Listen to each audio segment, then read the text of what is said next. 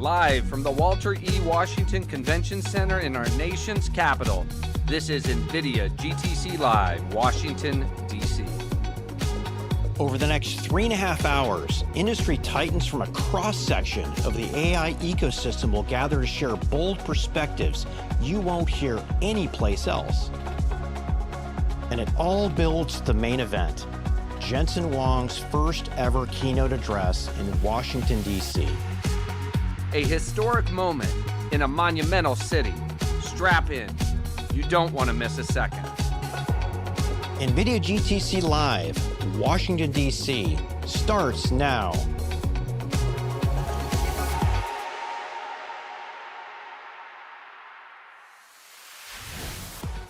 Welcome to GTC Live from Washington, D.C.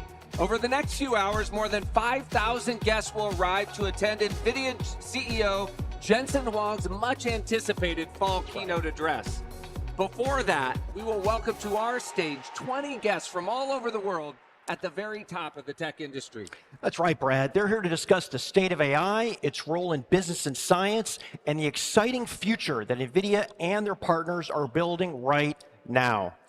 I'm Brad Gerstner, founder and CEO of Altimeter Capital. And I'm Patrick Moorhead, founder, CEO, and chief analyst at More Insights and Strategy. AI is the force for the economy and is rapidly being integrated into every aspect of industry, security, science, and manufacturing.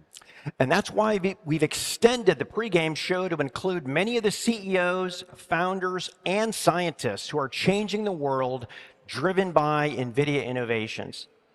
At Altimeter, we've been big believers in NVIDIA's accelerated computing platform for years.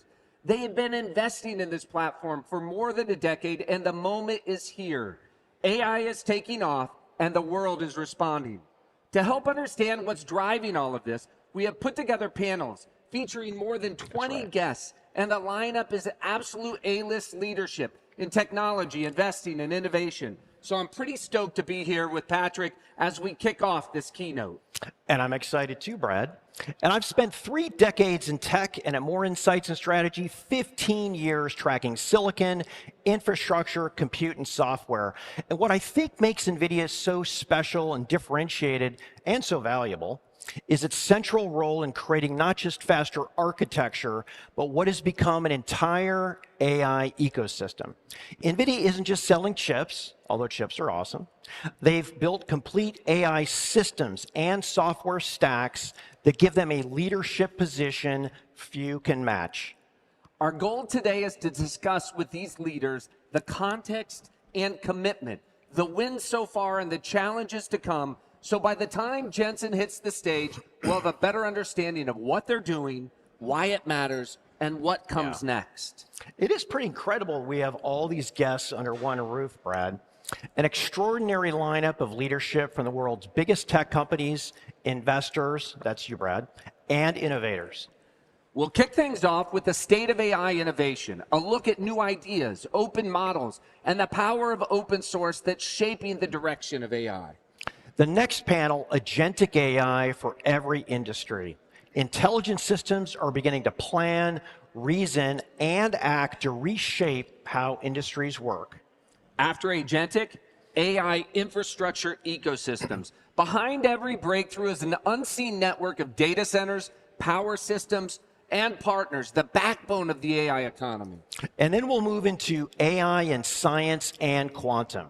In labs at research centers around the world, AI is becoming a core instrument of discovery. Now it's converging with quantum computing, where together they're redefining what's possible in simulation and design.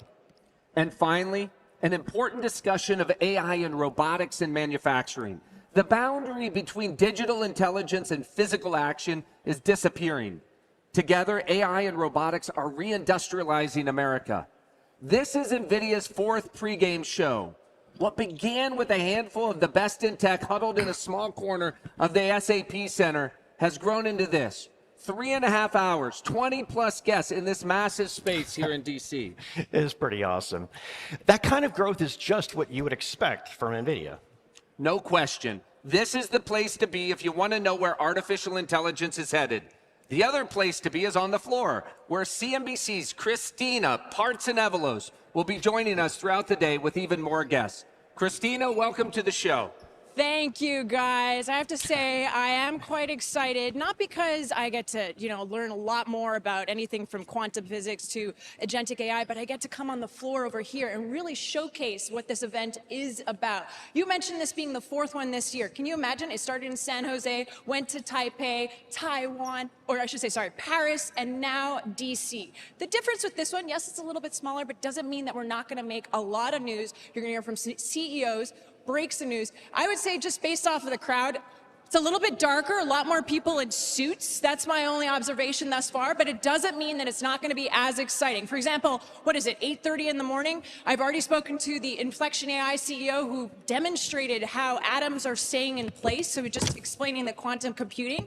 And this audience, honestly, all of you over here, we thought this would be empty at this point because it's still quite early, but it's incredible that the doors open and there was already an influx of at least 200 people that swarmed in. I promise to break the barrier, the 4th wall. I'm not on CNBC right now, so I can just go wherever, show the behind the stage. You can see Brad over there looking, show everyone so that those that are watching at home or maybe in your office right now, streaming all day, hopefully not flipping to anything else, are really going to get a feel of what it's going to be like. And I say that because not only will I be milling about, that's why I'm wearing the bright suit so you can see me, but I'll also be speaking with several of the guests that come off the panels, from CoreWeave CEO to Cadence's CEO, and we're going to get into the nitty-gritty details of not only what was discussed, but some other topical things at hand in today's day and age. But this is just an example.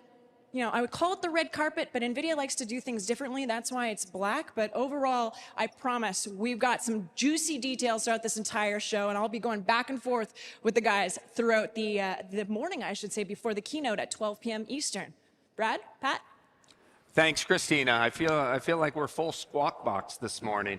Well, we'll check in with you in a bit. In just a few years, CUDA has evolved from a programming toolkit into the backbone of the world's AI community. What began as a way for developers to tap into the power of NVIDIA's GPUs has become a global movement. That's right. Millions of engineers, research, and creators all use the same language of parallel computing to revolutionize AI and drive innovations in every field, from robotics and genomics to filmmaking and, of course, generative AI. And all of this is powered by NVIDIA's vision for accelerated computing. Let's take a look. You can literally access CUDA wherever you are, whoever you are. We've democratized high-performance computing as we know it. It is the reason why we believe this is the beginning of the age of AI. We now have the fundamental pillars necessary for us to advance artificial intelligence in a way that has never been conceived of before.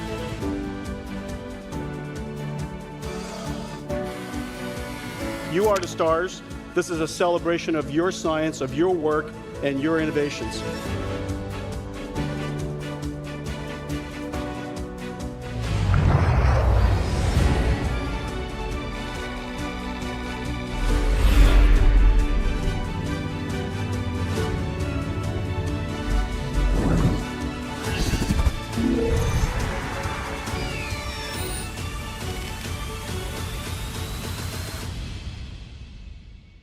And all of you made this possible.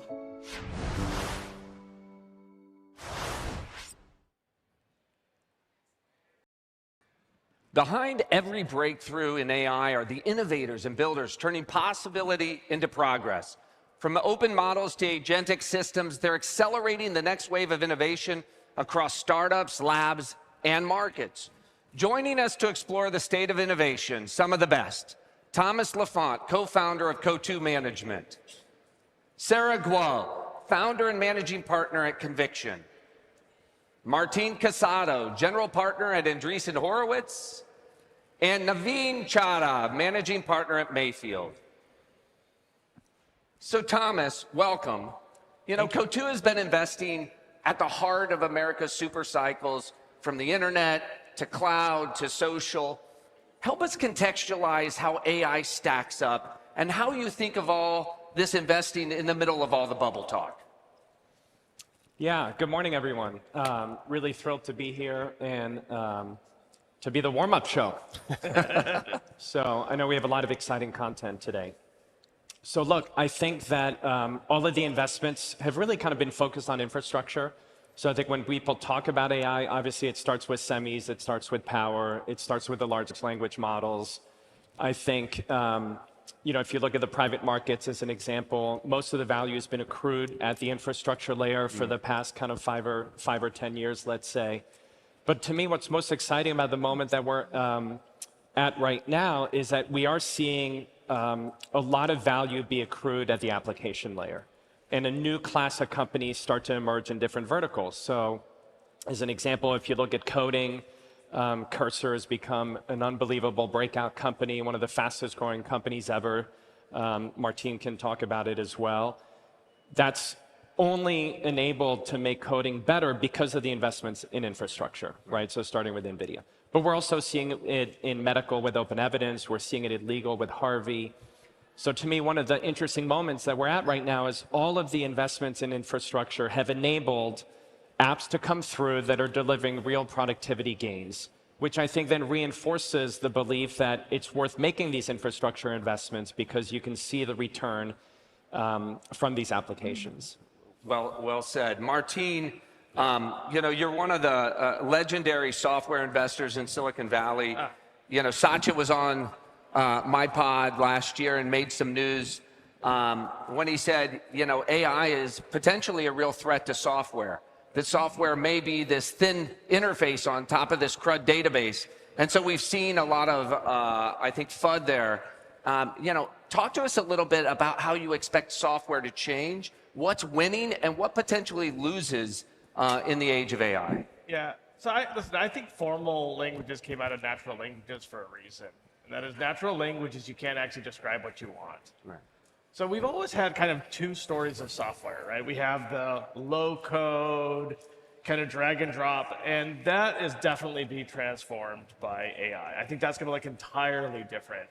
But then we also have the very highly technical where there's actual trade-offs, and you have to understand those trade-offs. And you still need professional developers.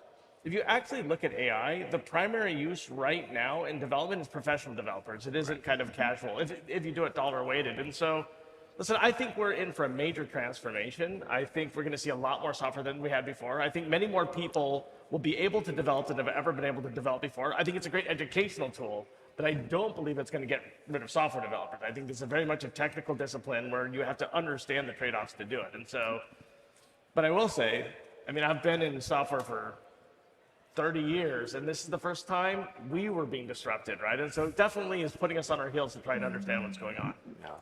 Makes sense. Naveen, great to see you. Absolutely. So you made a bold prediction out there that knowledge workers will have what you're calling AI teammates, and that's a $6 trillion opportunity. And I don't know if that's by 2030 or what time frame this is. Can you tell us about what an AI teammate is and how it represents a massive way that we shift in our work? Absolutely. So our belief is AI is going to team up with humans to get us to superhuman level. And we are entering an era of collaborative intelligence. What's going to happen is AI will manifest itself in the form of teammates, which are nothing but digital companions that team up with us, not only to accelerate productivity, but augment our capabilities and amplify our creativity. If you look at globally, the knowledge worker spend is $30 trillion. So if AI takes 20% of the market, 5 years, 10 years, it's a $6 trillion opportunity. First time, we're not going after IT budgets. This spend is coming at teammate of the people spend for the knowledge workers, and same is going to be the case for physical AI. So we are extremely bullish. It's the same size as the IT market. Now it remains to be seen. Is it 5 years, 10 years? But it's going to happen. Let me ask a quick question to follow up to that. Is this deflationary at the end of the day, right? Does the $30 trillion market, because we're a lot more productive, right? So the idea is replacement. That 6 trillion will go from humans to machines. But might it also just offer some deflation to the economy, some productivity gains along the way?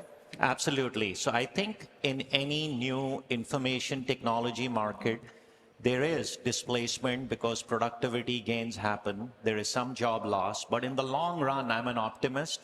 Humans come out as winners. The more productivity gains you get, the more cost savings you get, the more profits you create, you're going to hire people. By the way, only difference is basically they won't be doing mundane jobs.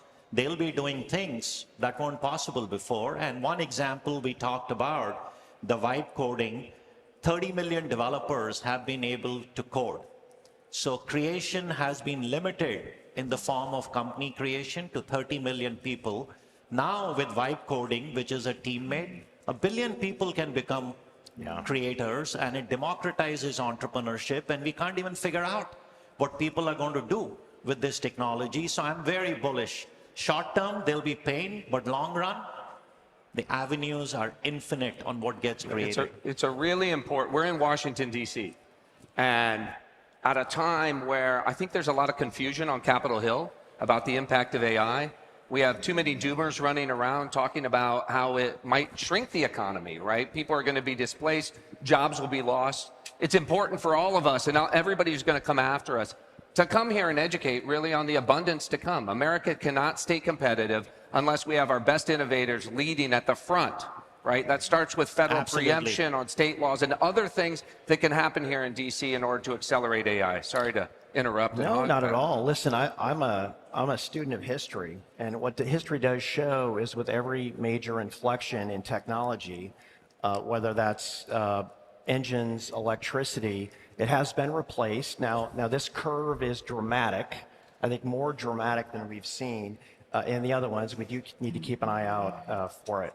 Sarah, how are you? I'm great. Thanks for having me. Absolutely. So you're an AI-focused, AI-native shop, which is amazing, and a pretty good place to be right now. Let's talk about open. I'm curious about how does open drive, let's say, growth? I think we know where growth is, but things like national security, how the U.S. can win by adopting open. Okay, so I think there's two really important questions here. There's open as an open source, right? As an engineer, but even for everyone who isn't, like the foundational principle of open source is that if you allow more people to participate in innovation, you will get better ideas, you will get compounding innovation, and then importantly, you will open up the market at the layers above that innovation. Right, and so I think the idea of open source and open models in particular allows for more democratization at the application level, where more entrepreneurs can build things that get to actual end users. Thomas mentioned, Harvey and Law, open evidence in medicine, Cursor, Martine mentioned in engineering. We're like 1% of the way in, right? What about every other job and vertical? Where are the tools for that? And I think open innovation is going to allow for that. On the national security front, my view as a big believer in America is that we have always won by being strategically open and at the forefront, right? And so I think these things can go together. Strategically open means, like, to me, attracting the capital and the talent to create the technologies that lead and create abundance. Strategically open is deciding what pieces of that we really want to own, both in a supply chain perspective and then what companies really matter and will create opportunities for Americans. Yeah, it really seems like we should be embracing at the model level all models regardless of where they come from. And of course, we can go in, we can inspect the results to see if there's something going on. But I do think that there's the meme that says we shouldn't be importing models from other countries, namely China, to be able to drive innovation and stacks on top, and I do think that's a mistake. I think that when I look at it from the application developer's perspective or the end user's perspective, they're going to choose tools that are good for their tasks, right?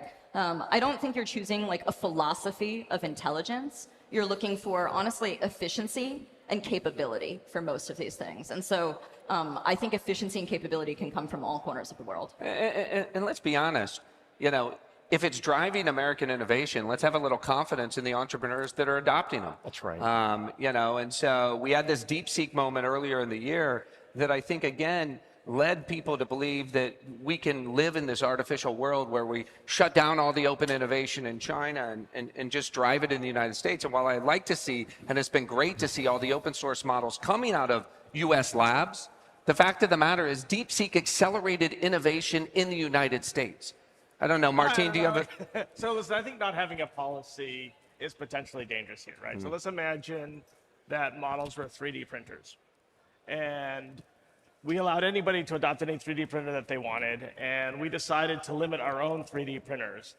So if our entire manufacturing foundation is based on somebody else's 3D printers, there's a lot they could do, right? They could, you know, modestly shift what comes out. They could only release weaker 3D printers for everybody else, and they keep the stronger ones to themselves. So when it comes to import controls with technology, we've long had long-standing policies, right? Do you remember like the whole Huawei-Cisco thing in the early 2000s? Totally.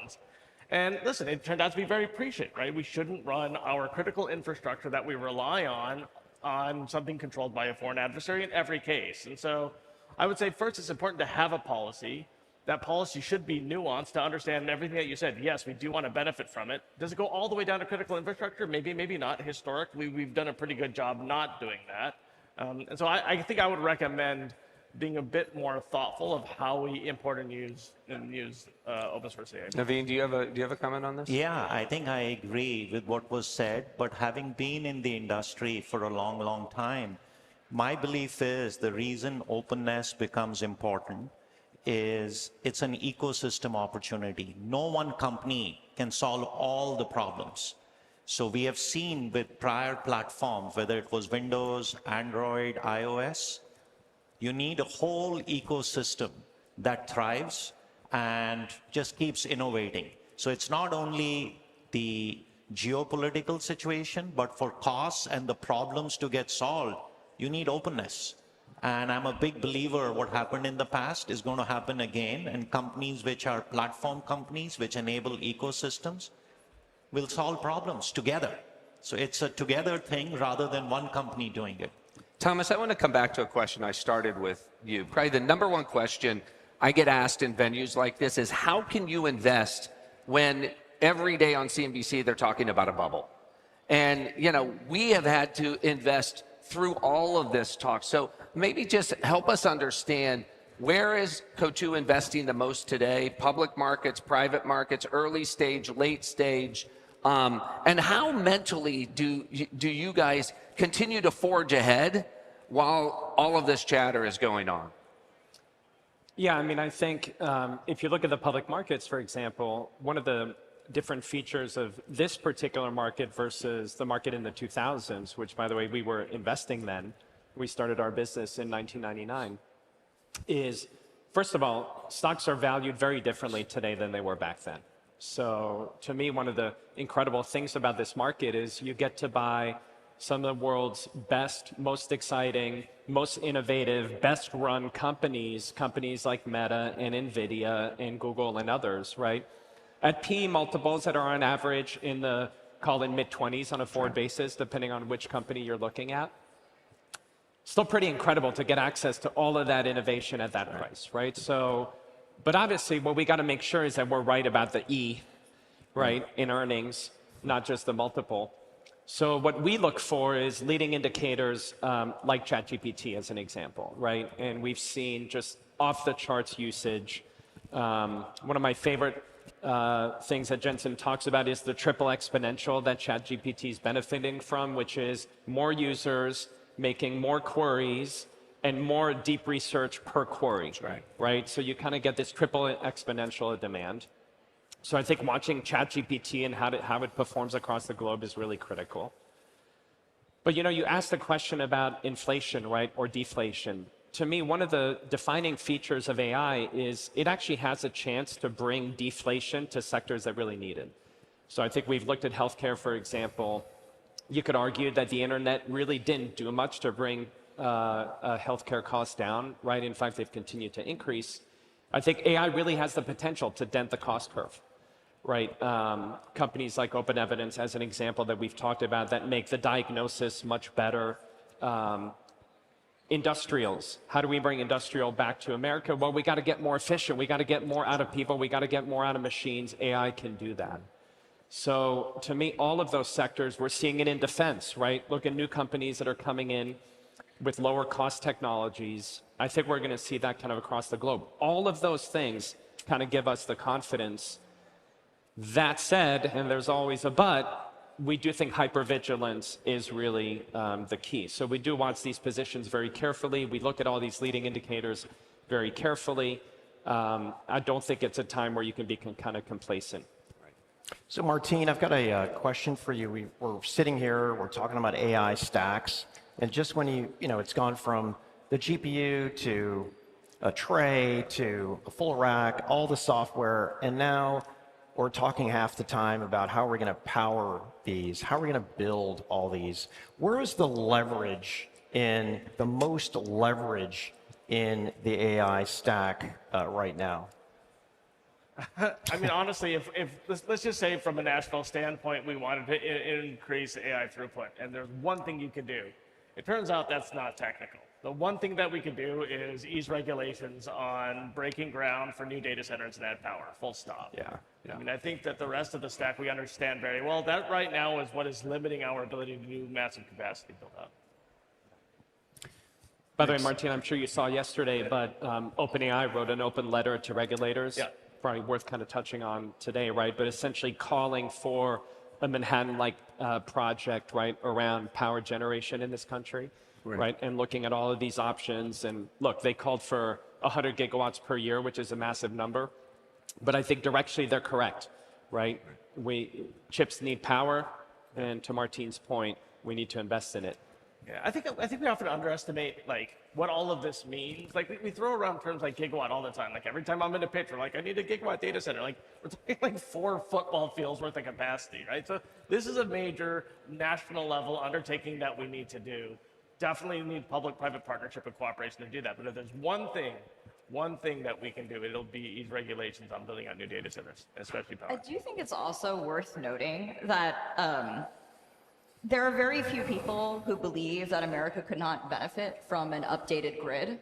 Yeah. Right. Every part of it, transmission, storage, new generation capacity, and that there's going to be a surplus to consumers from all of that if it's invested in. And so the fact that there are large buyers of that power that want to front the capex to that improvement in American infrastructure, I think is a really good thing. I mean, I think, Gurley and I did the pod from Diablo Canyon, the nuclear site in California, that fortunately, I mean, amazingly, they were talking about shutting down. It represents 12% of the clean energy, 12% of the total energy in California, vast majority of the clean energy in California. We've gotten that extended. But the reality is the site is situated for 4 new reactors. And we suggested on the pod that Meta, Google, OpenAI, Microsoft could all, build their own reactor with a data center right next to it. Those are the type of out-of-box thinking that we need to have in the United States. There are 100 fission reactors under construction in China.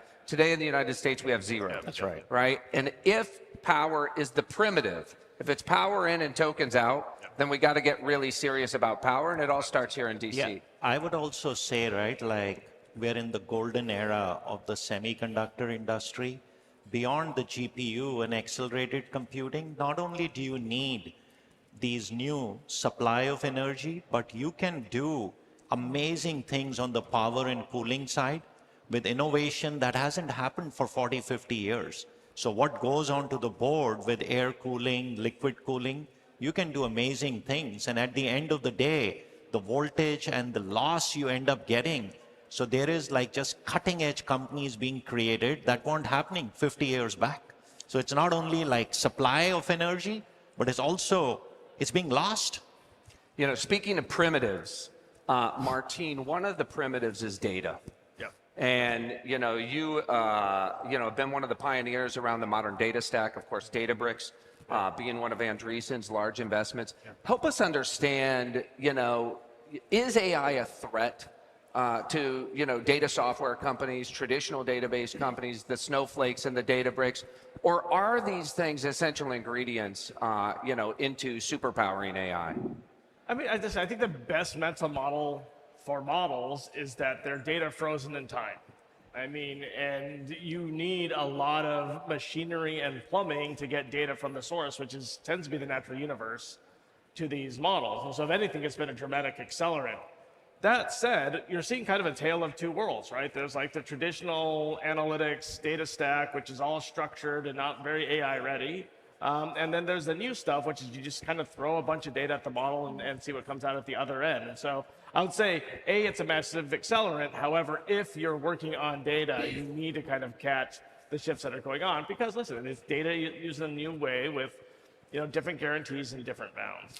I have a related question here. So the GSIs have literally millions of employees, and typically what they do is they'll do digital transformation projects, but they'll also modernize, right? And today, modernize. Yeah. Let's say I'm going to take 27 instances of SAP and put it into one. Do you see a future with agents that would be able to do this? Because where a lot of the training comes from on those is from PDF files and training classes, almost like knowledge bases. Do you see agents as a potential driver to do that with software?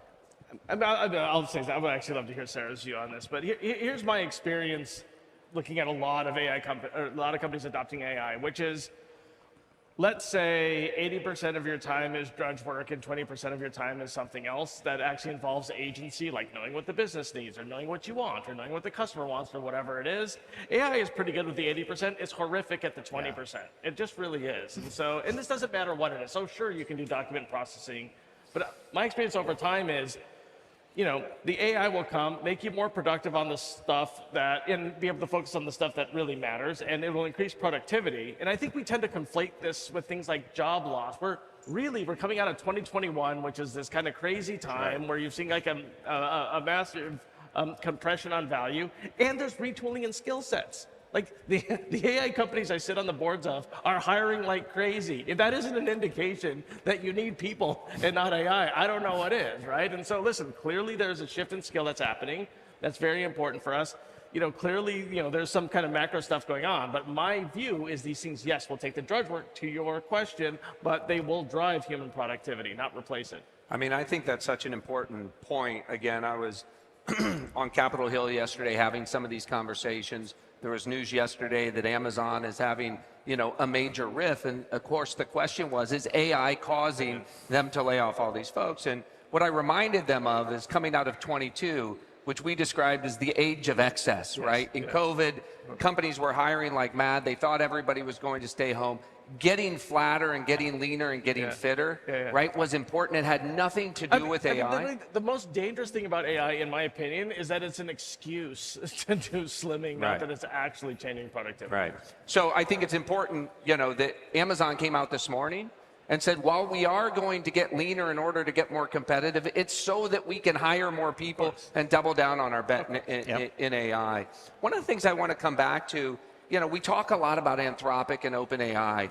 Two companies that, don't get nearly as much airtime when it comes to models, X.AI and what they're doing around physical intelligence, and then Meta. And, I think there was some, commentary yesterday about, Meta was kind of a surprise how little they accomplished on the model front over the course of last year, given their focus. So, Thomas, Sarah, I would love for you guys to talk to us a little bit about the other models that exist out there. Were you surprised that Meta didn't have a bigger impact with Llama 4? And where do you think, the next wave comes from on X.AI, given, that Elon's out there teasing that he may be the first to AGI? Yeah, maybe I'll talk Meta and then I'll listen to Sarah on the next generation. I think when we talk about Meta and AI, there's a couple just to kind of level set, right? And the first thing is LLMs are broadly not in use at Meta today. Right. So if you think about the family of apps from Big Blue to WhatsApp to Instagram and Threads, LLMs functionally outside of small features and threads are not in use today.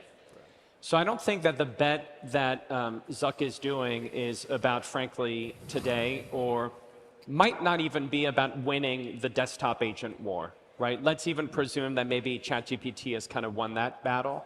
So why is he choosing to invest so aggressively? Well, I think what they see is a world where one day LLMs are going to be in use inside of all the big apps, right? So you will see generative AI ads, right? Ads that are kind of customized to the individual user, generated on the fly.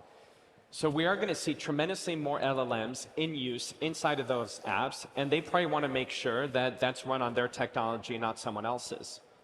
So I think that's where the investments kind of come from. It isn't just kind of chasing, wanting to be a player on the kind of the assistant side, right? But it's realizing that AI is going to be a core part of all of the infrastructure of their core products over the next decade. That's the time frame I think we should kind of judge them on. They want that to be run on their own technology, but they're also capitalists, and if their own technology can't keep up, they'll turn to others. Yeah. So maybe you can tell us about what you're seeing from the others.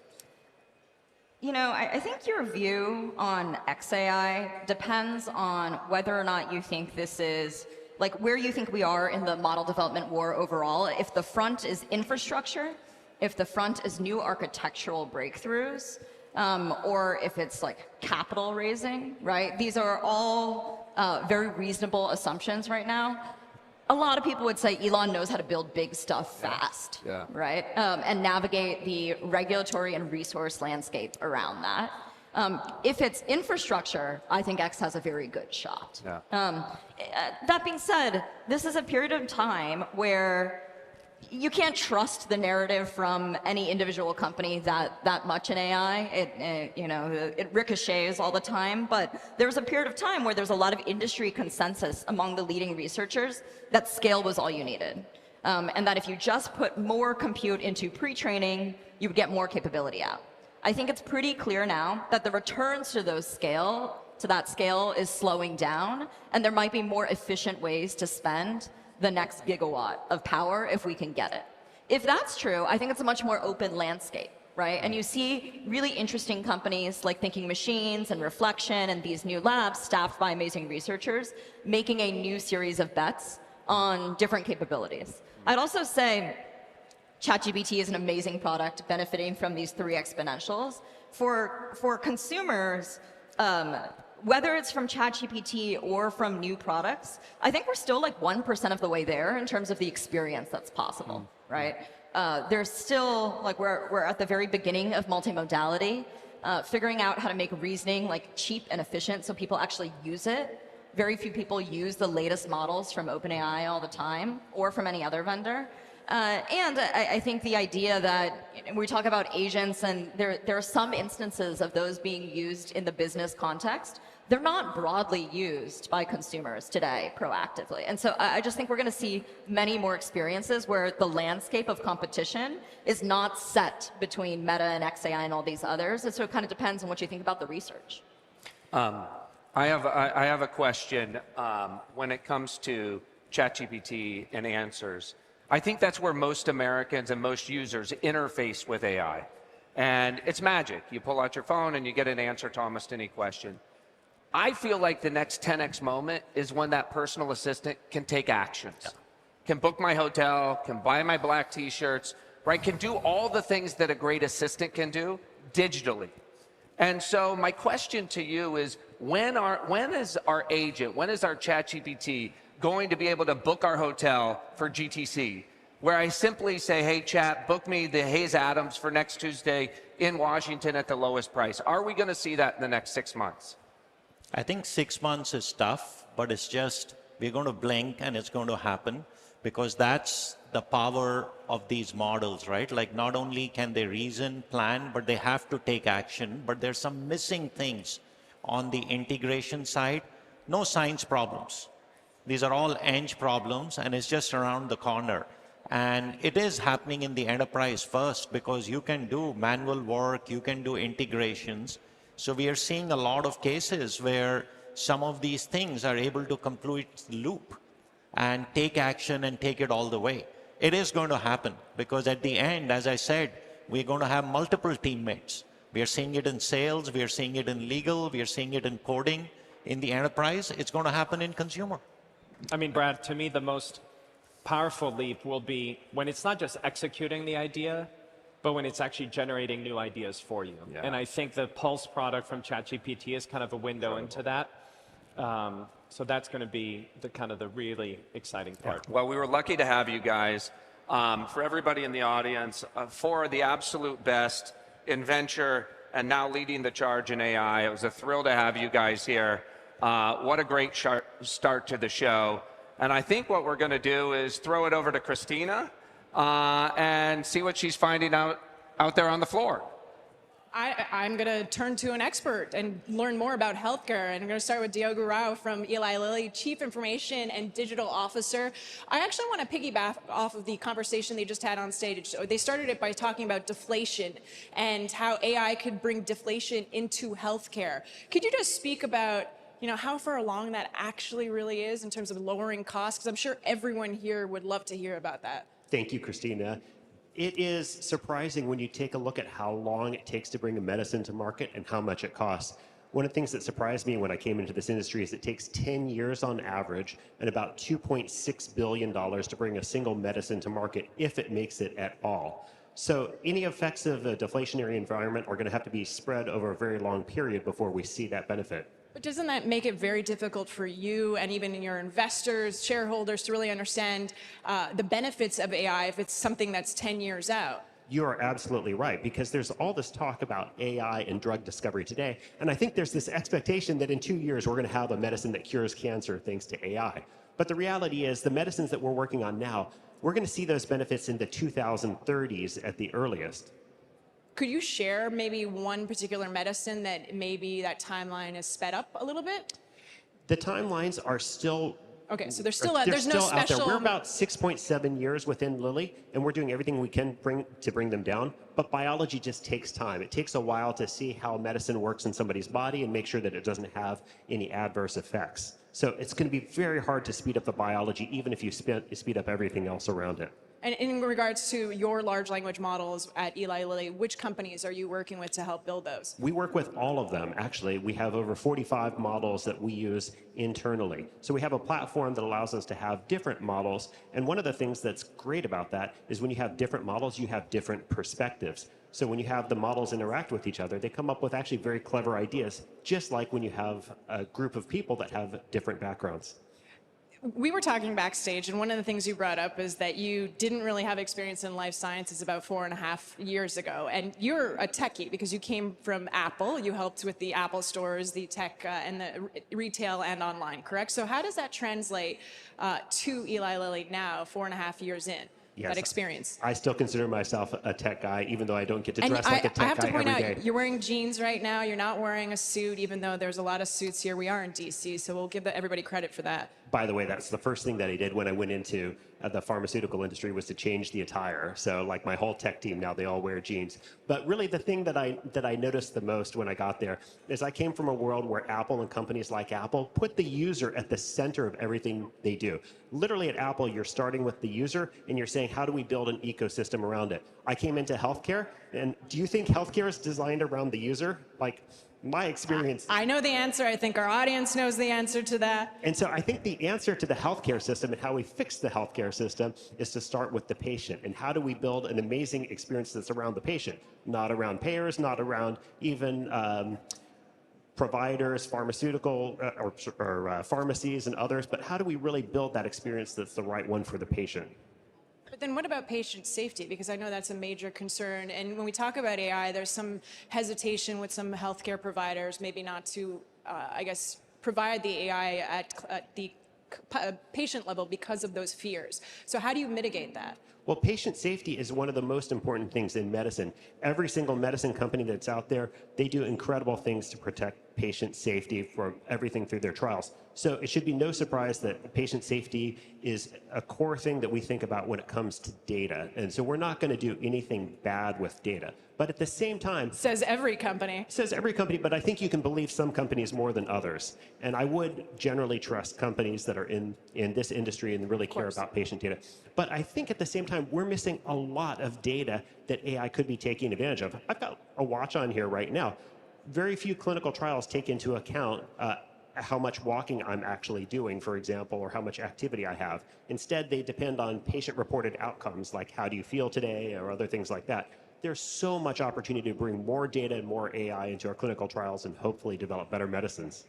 You just mentioned data, and that will be my last question in regards to the data that you're sharing with biotech firms. So you're opening up some of your models, right? About 17 to 19 of them. So how does that work? Like they get to use your models, but then you get some of their data. So it's like it's a freemium model almost in a way. Well, here's the interesting thing that I never thought about until I got here, which is we've got so much data, millions of molecules that are really well described. Most of those molecules, almost all of them, don't work. But if you're going to train an AI model, you need the things that don't work. Everything that's published out there, if you go to public data sets, are all the molecules that do work. And so what you really need is a lot of stuff that isn't actually good and helpful. So we've got tons of data, but we've never figured out how to make it available to the rest of the biotech ecosystem. Now with federated learning, the concept of sharing your data in such a way that you train a model while keeping the core data, the source data private, you don't have to give away your trade secrets. And that's what we're doing with biotechs. Right. So we're able to build a model together without exposing our data. And that's an actually excellent way to end, right? Yes. All about patient safety, and sharing data. Diogo, thank you so much for being very honest Christina. about the timeline, too. I appreciate that. Guys, I'll send it back over to you. Thanks, Christina. We'll check in with you in a bit. You know, when people talk about winning the AI race, it's not just about faster chips or bigger models. It's about scale and deploying the American technology stack across the world. That's right, Brad. From semiconductors to frameworks, from the cloud to the developers who built it, I believe America is currently winning that race. And that dominance in AI is really fueling a new era where millions of AI agents will exist to help us in every part of business and in life. So let's take a look at all the possibilities.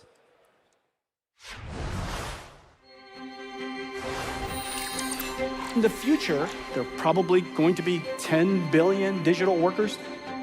We'll have AI agents, which are part of our digital workforce, working with us side by side. AI agents will be everywhere. How they run will be fundamentally different.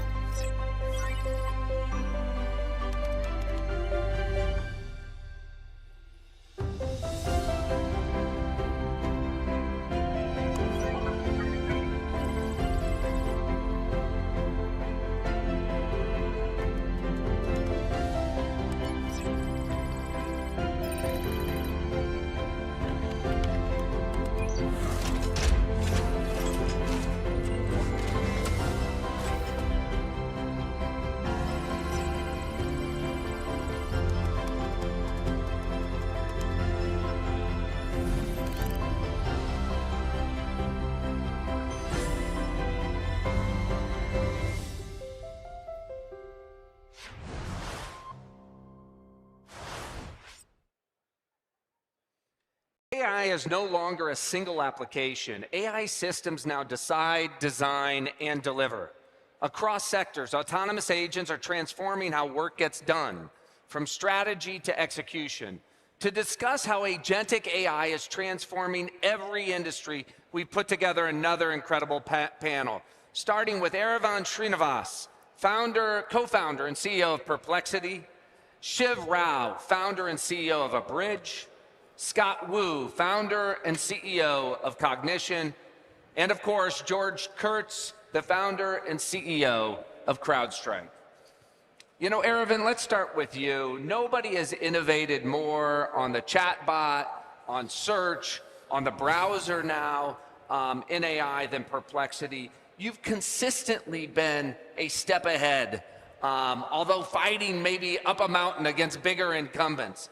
So tell us now, what comes next for the agent? What do you see out there? What is hiding in plain sight? Yeah, first of all, thanks for having me here. What is really our vision for the browser is not to launch yet another browser. We think of Comet, our browser, as a personal assistant for all of us here. Essentially a second brain to delegate all the mundane, boring work. So it gives us a lot more time to explore and just be ourselves on the web.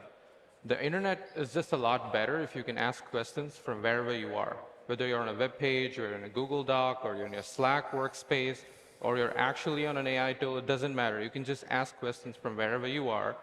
So that's what we learned first time when we launched Comet. the number of questions a user asks on Comet is 6 to 18x more than what they ask on Perplexity, even on other browsers. So that's just because the AI is there with them everywhere. And they're starting to do a lot of awesome things like setting up their own Shopify stores, setting up their own Facebook ads, listing items on Facebook Marketplace, all those sort of things. So we're just beginning to see this explosion of people getting a lot more agency and autonomy on their own. I think we're just at the beginning. We're going to come back and talk a lot more. I'm going to ask you some of the questions I asked the last panel on when I'm going to get my agent to book my hotel for me, and I know you have opinions on that. But Scott, Cognition's one of the fastest growing startups in history, building coding agents that are helping to power some of the country's largest enterprises.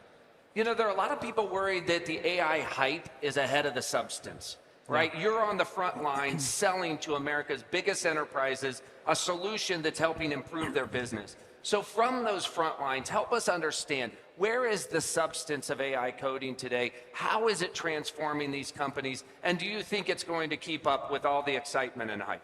Yeah, absolutely. No, I mean, I think right now, in code especially, you really feel this, which is you are just faster as a software engineer if you're working with the best AI tools and doing the most with that. And there's a range of kind of the productivity gains you see on different use cases. On some of the more kind of gritty, very particular use cases, you might see speed ups on the order of 20%, 30%, 50%, something like that. For a lot of what we call the engineering toil, that's things like migrations and replatforms and modernization.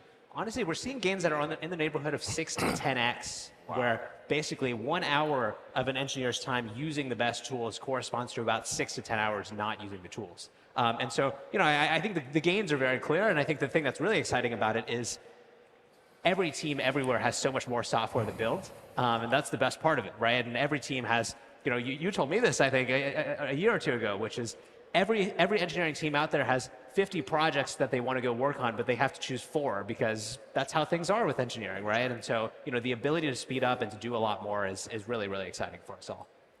So Shiv, I was fortunate enough to spend 10 years on the board of Austin's largest hospital. And I was the tech guy coming in, and man, it was like time stood still. Things were slow, getting paid for things. If there was a box sitting in the hallway, you would get JCO to come after you. I'm curious though, with all those pressures inside of our healthcare systems, how is AI putting the patient in front of the line here? Because sometimes that gets overlooked in the bureaucracy. Yeah, absolutely. Well, it's been a wildly historic moment for AI in healthcare over the last few years. And part of the moment is the problem, is the pain point. 2 out of 5 doctors don't want to be doctors in the next 2 to 3 years. There's a JAMA article that suggested that 30% of nurses don't want to be nurses in the next 12 months. So we have a public health emergency. We have to do something about it. And that's where AI comes in, because AI, and in our case with the bridge, we're able to unburden clinicians so that they can make eye contact, so that they can be fully present with their patients, knowing full well that a lot of the clerical work that they've got to do, that's getting taken care of for them, so that they can just focus on the person, focus on the care that they're delivering. That's incredibly valuable. George, great to see you. You too. Thanks for coming on. So in every major inflection point, whether it was mainframe to mini to client server, PC, social, local, mobile, we fractalized our applications and our software. And what happens in every one of those is security gets more difficult. How in the age of AI is the risk higher? And then how is AI using to actually help be more secure? Well, when we think about technology, and this is the great part about where we are today, if you look at the slope of the technology innovation curve, security has to parallel the slope of that curve. So in every inflection point that you just mentioned, you have to have security. 30 years ago, it was an afterthought. It was a bolt-on. Now, thankfully, it's being integrated into the stack. And I think what we've seen over time is where security, where technologies have sort of seams, that's where the adversary lives, where you're trying to connect things together. So if we can build it in foundationally, it's going to be much better off. But from an AI perspective, what does it really buy you? My view is that data is the key to solving almost every security use case. So the more data you have, the more use case you can solve. And obviously, AI seems to be a good opportunity to deal with lots of that data. So, from our perspective, what we try to do and what we've seen in the adversary universe is the time has dramatically been cut for the adversary to actually be able to find vulnerabilities, exploit them, get in and pivot. It used to be months, then weeks, then days, now minutes. And in one of the cases, we found within 51 seconds, an adversary had dropped onto a system and pivoted off. So the only way you're going to keep up with that is the automated SOC, the AI native SOC, where you're driving AI agents doing the work of a security analyst that cannot keep up with the threats. And the challenge that we have right now is that AI, in many senses, is great because we're able to deal with these threats, but it's minting new adversaries because it's now democratized destruction, and it's given this level of sophistication to a much broader group that are not as sophisticated.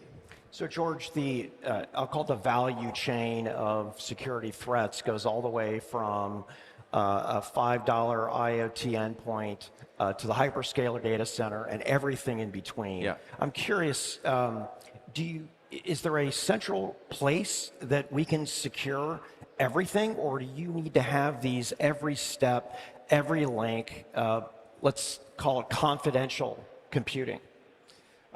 It's not an easy problem to solve, and if you think about it, I always jest, I'm on all these panels every year, and for the last 30 years that we still talk about bad passwords and identity. Like, we still haven't solved it, right? I mean, that's kind of the state we're in. We're getting better.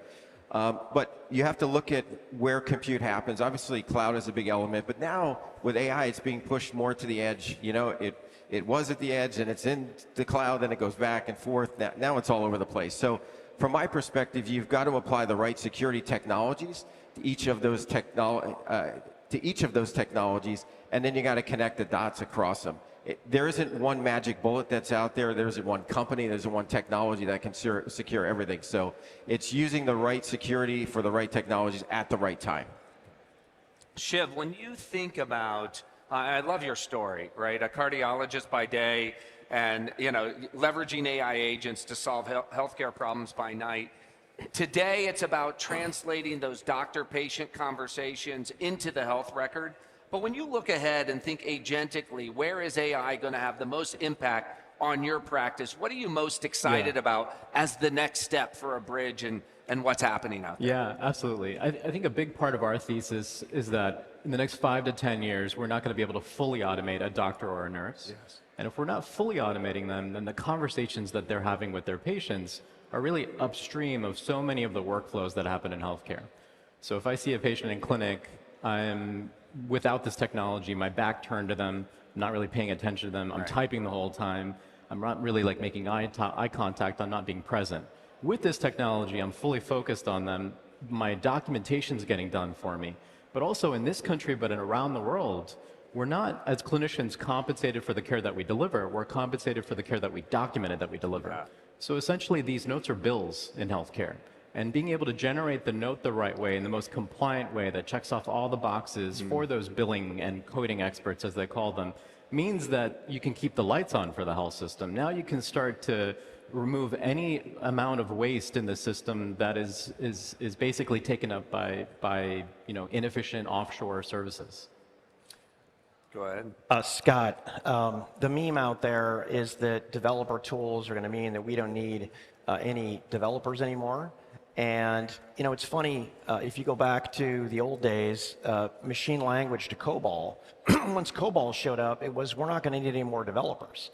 But what happened is every successive generation of tools, we moved to IDEs, and now we have some pretty amazing products, including yours, that can help do code assist to accelerate time to good program, and a lot more. I'm curious, what's the end game here? How far can this be pushed? Is it like we saw with the other iPhone, the iPhone meme, which was all photographers, no photographers are going to have a job. And I see photographers out there, but what it did do is smartphones did democratize taking pictures that looked, pretty good. So how far does it go in the programming space? Yeah, no, it's a great point. And to your point, I mean, I think software, it's assembly and COBOL, and maybe a long time ago it was punch cards, and obviously now we have Python, and we have things are running on the cloud, and there's been a lot of form factor changes. But I think if you think about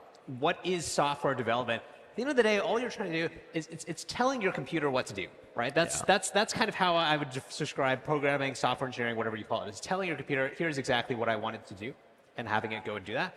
And I think it will always be up to us as the humans to decide what the computer should do, right? And I think getting to this kind of platonic ideal where you can really just work with your computer, Jarvis style, and tell your computer what to do is where this is going. And I think people talk about Jevons paradox, right? And I think code is perhaps the best example of it, which is, again, as you're saying, we've already made software so much more efficient over the last several decades, right? I mean, every software engineer, what we all love doing as programmers is going on and automating processes and figuring out how to make this part faster and make this cleaner and simpler and so on, right?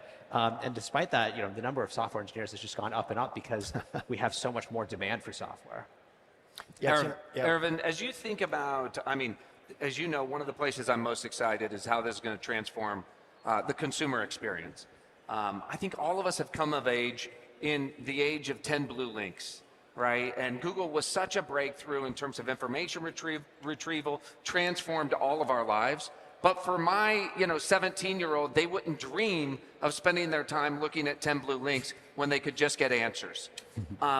Where do we go? I asked the question on the last set, when am I going to be able to book my hotel in DC and just talk to Perplexity or talk to ChatGPT, say book it next Tuesday at the lowest price. It already knows what hotel I like to stay at. It already knows the room I want. How far are we from actions, not just answers?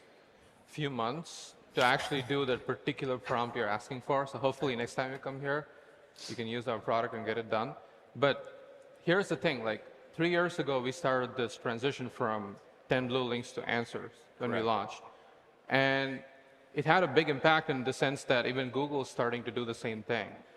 But the real transition entirely from just going and booking your hotel through a keyword on Google to just asking your agent to go do that for you is only going to be possible with something like a browser agent. So that's essentially why we wanted to build Comet.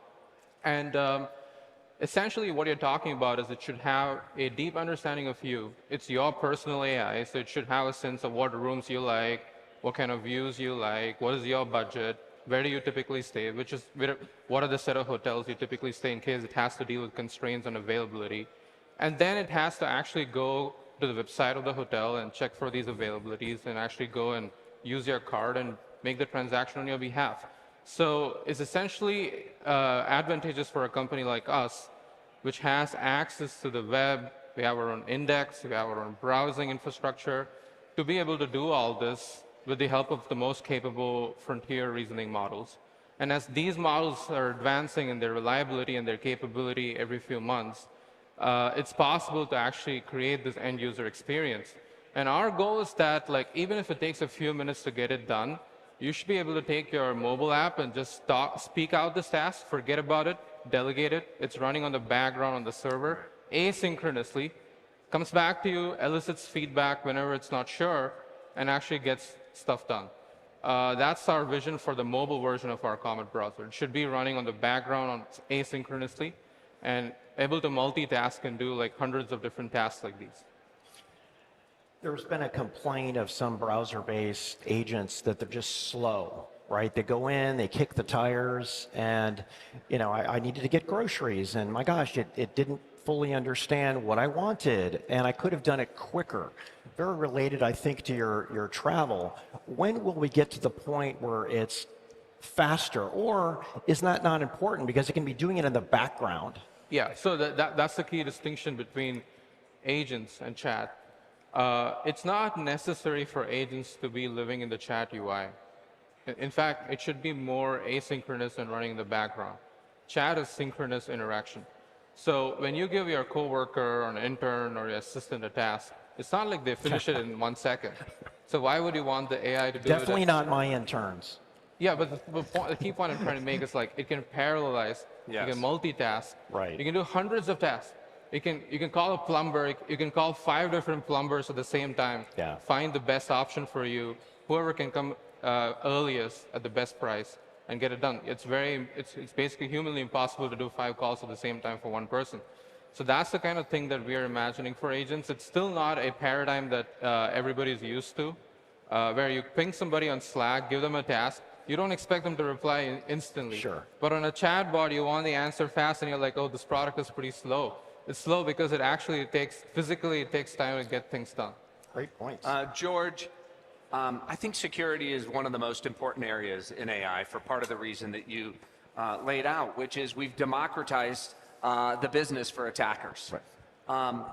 2 questions. Number 1, if data really is kind of the primitive to AI being able to help defend, then does this mean that advantage goes to the security companies that are at the largest scale, that have access to the most data?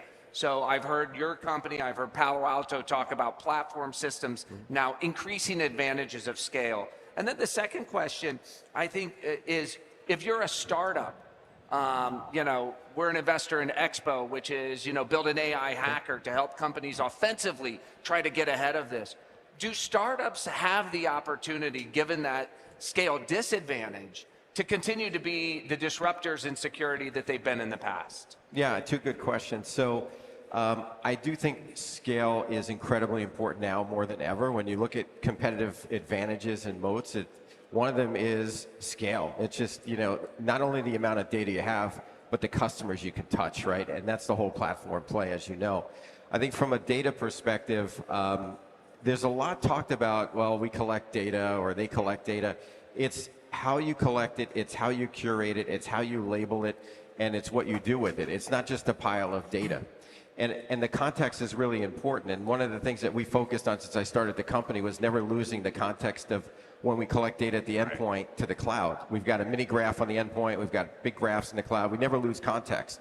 And this is the key. It's not about collecting a pile of data and putting it somewhere. It's never losing the context. That's number 1. And I think that has served us well because it allowed us to solve new use cases by creating new modules and with very little effort in terms of the modules that we add on, right? Because we've already collected it once. And it ties into the business model. I think with respect to startups, I think it's one of the best times to be a startup. There's so many things that you can do today in security that you couldn't do. We had to build all this stuff, right? We were like pioneers in AWS. They didn't have all these services. We had to build the hard stuff. We couldn't use all these APIs and services that were out there. So I think, the startup you mentioned, Expo, is really cool because now they're at the top of the leaderboard for finding vulnerabilities and with all the bug bounty programs. It's actually really cool technology. So if you're a startup in security, I think you carve out your niche. You have a lot of advantages that we didn't have, some of the bigger players. You have speed as your advantage, and you can connect to all these APIs that just weren't available. So if you do what you do really well, either you're going to get really big and expand horizontally, or you're going to be part of a broader company. 2 good outcomes.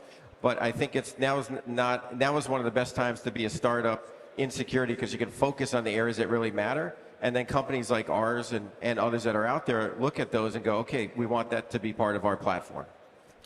George, I want to up-level a little to, we're here in DC, obviously. Is there something that Washington can do to help make our country more secure in this new age of AI? There's a lot that we can do. I had some meetings already yesterday. I think there's 2 things. One is there's a technology piece, which I'll come back to. But the first is the procurement piece.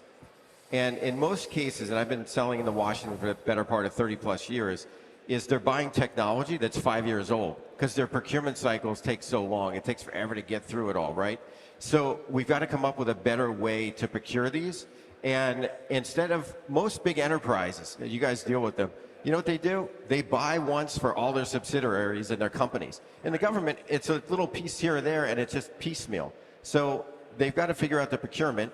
And then on the technology side, they need to be forward-leaning. And I think we're in a position currently now with this administration where they are forward-leaning. They think like a business, right? Not like a government.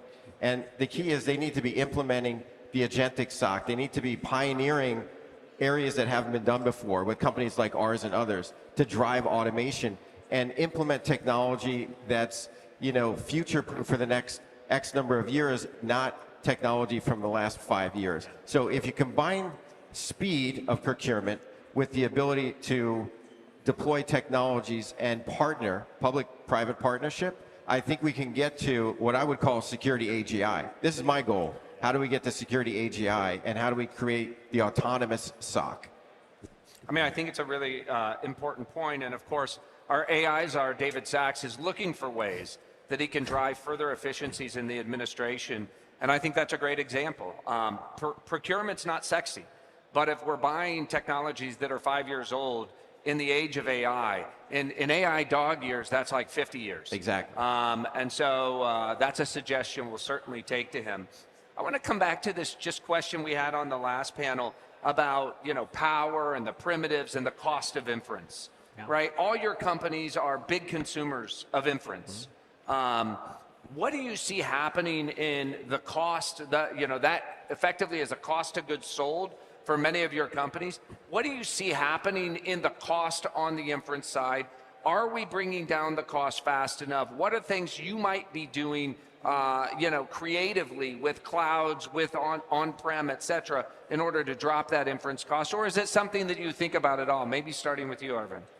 Yeah, so I think like a lot of people predicted the cost would roughly half every 3 months or something like that. I don't know if that trend is still continuing. Costs will continue to drop as good models continue to emerge. For example, you could see Haiku 4.5 from Anthropic was pretty good. What we are doing is driving a lot of our own inference workloads. So we work with NVIDIA and building our own inference libraries, and we use that to serve the best open source models. We collect a lot of tokens from all the several tens of millions of users that we serve, and we use that to like post-train our own versions of these open source models and serve them. And that helps to bring down the cost a little bit. We are really hopeful for GB200s to be like, you know, much more efficient compared to the H200s that we are currently serving on. And that's hopefully going to lead to some reduction in cost too.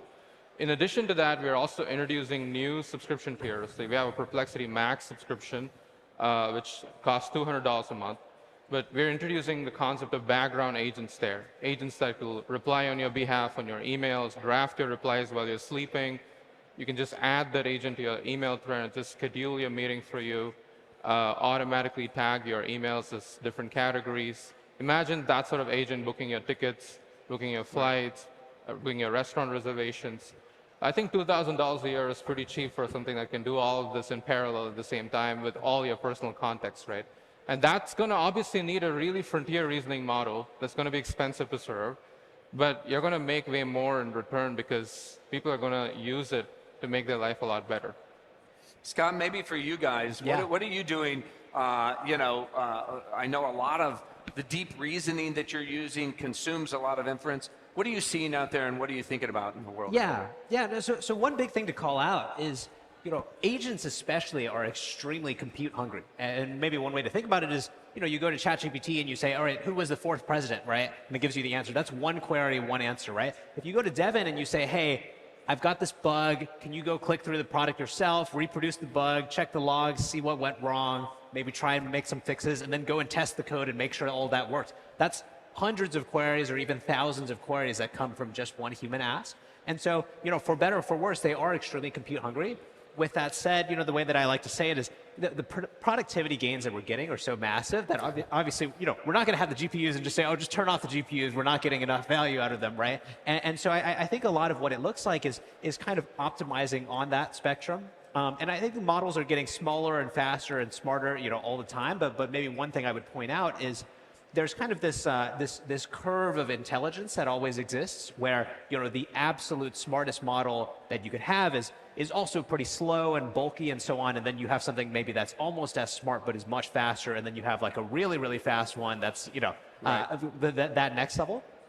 And one of the big things that we have to think about with Devin, because Devin is a compound system that uses multiple models, is basically at each point in time always using the right model for the job, right? And so, you know, hardest step of this debugging problem, you want to put all the reasoning into it. You want to do the smartest thing. If it's just clicking around the website and doing steps 1, 2, 3, you know, something that's fast and just kind of like efficient gets the job done, right? So it's kind of finding that mix between them. So, you know, this ensemble model approach is a mechanism you're deploying in order to not only drive down the cost of inference, but drive down the cost of model use. That's right. Yeah. So you're able to kind of use this frontier of models where the biggest and most expensive models you only use in the times that you absolutely need them, and then for a lot of these other kind of day-to-day tasks that don't need the maximum intelligence, you're able to do that faster, cheaper, and so on. There's a lot of chatter out there that Cursor may be building their own model or attempting to build their own model. Is that something in the future for Cognition as well? Yeah, so we do a lot of post-training of our own of various models, and we produce models that are really well suited for our particular tasks. And I think especially when you get into the depth of software engineering, obviously, a lot of the models have a lot of code data trained into them, and that's one thing. But if you said, hey, my Kubernetes pod is going wrong, and could you please just take a look at my logs and see what happened? That's obviously a very specific task, which you can train a smaller and faster model to do very well. And so, specialization of task is where we see a lot of this model training coming to play. So Shiv, I mean, healthcare, the expenditures are massive, but there's so much pressure. How does the cost of inference impact you and what you're doing at a bridge? Yeah, it's a similar playbook for us. We're live in over 200 of the largest health systems in the country. We're touching well over 70 million patients, every year. And we're going really, really deep on a very narrow use case, but it allows us to get a lot of edits from users on a daily basis. So our playbooks are similar in the sense that we might hit a model maybe 19 times, let's say 20 times, to create one set of outputs for any given doctor-patient encounter. If all of those hits were to an off-the-shelf commercial model, we'd be out of business, obviously. And so much of our playbook is around distillation, it's around open models, it's around fine-tuning, and it's around post-training. And so being able to even create that feedback loop in healthcare is easier said than done because of obviously privacy and security being so important. This information is sacrosanct. So a lot of what we have to do is build pipelines that allow us to de-identify data, then certify that we've done it the right way, and then build the systems that allow our models to continually improve with every single encounter across the country. Aravind, I'm going to give you just a softball question. Just kidding. So there's been talk about agentic systems replacing operating systems. We've heard Meta talk about it. I've heard Qualcomm talk about it. Anybody with a headset as well, an XR headset. What is the odds or the chances that this could become a reality? So could you repeat that? Sorry. Yeah, so essentially instead of having a full-blown operating system like we have with Windows, iOS, it's an agentic system replacing it. Yeah, so the way we think about it is the browser, one of the reasons we decided to work on a browser is there's no other way to ship a personal agent on the phone. Because the phone, there's only two operating systems that you can have on your phone. It's either iOS or Android. And while Android might appear like an open operating system, technically it's not, because what actually gets shipped on the device is controlled by Google. So the browser lets you access third-party apps without actually having to do that at the OS level on the phone. We think cracking that problem is way more important than going out and building a new hardware, because your new hardware should still connect to your phone via Bluetooth, and you're still controlled by all the permissions that your OS on your phone lets you do. I appreciate that. Yeah, Johnny Ive is working on that. It's OpenAI right now. It's not necessarily a device like this, but who knows? Is it a headset? Is it a pair of goggles? By the way, I'm really bullish on other hardware. Like the glasses are a really amazing form factor to just visually see things and like ask questions based on what you see. That totally breaks the interaction mode of just asking things from a stream of text. At the same time, I feel like access to the web, access to browsing, access to tools, these are not going away. So you've got to work on problems that are hardware agnostic as a software company. Makes sense, browser based. Well, I would say we could sit here and spend another 30 minutes. Some big news this morning out of OpenAI, Microsoft, what they're going to do in healthcare. So I know you guys need to get off set and to pay attention to the stuff going on in the world, but it's been great to have you here. Thanks for spending time with us. And let's continue the conversation on the floor. So in the meantime, let's go back to CNBC's Christina Partsinevelos, on the floor with another amazing guest. Yes, one amazing guest, Mike Contractor, the face, founder, chairman of CoreWeave, one of the 3 founders, I should say. Mike, we've been talking for quite a bit, and there's so much I want to share with our audience, but could you speak to just the relationship with the government? And we're talking about these build-outs here. You guys are clearly building out a lot of data centers. How is that relationship changing, even now and in the near term? Yeah, so CoreWeave has been building the physical infrastructure as well as the software stack for the most demanding, most sophisticated consumers of accelerated compute in the world. And we are relied upon by the labs to deliver that infrastructure. And we're incredibly excited to be able to deliver that infrastructure to the government, to the federal government, the state government, the local governments that are going to need to access this infrastructure as they continue to integrate AI into every aspect from, across society, through defense, through security. And we just really think that a purpose-built stack like the one we have is going to be incredibly productive for the government, and we're excited to build that business. Do you feel like you need more support, more help? We were talking about public-private partnerships, getting the picks and shovels in the ground has really been an issue. Power has also been an issue. You are facing all of those issues. So how do you mitigate that when you're promising to build out 2 gigawatts here at Project Horizon in West Texas? How do you deal with that? The challenges of building this infrastructure at the size and scale and speed are material. The government's role for us is to help us facilitate the permitting process. The role for them is to understand that this infrastructure is of national importance, national security, national priority, and to be able to support us as we continue to do that, whether it's through public partnerships, whether it's through tax abatements.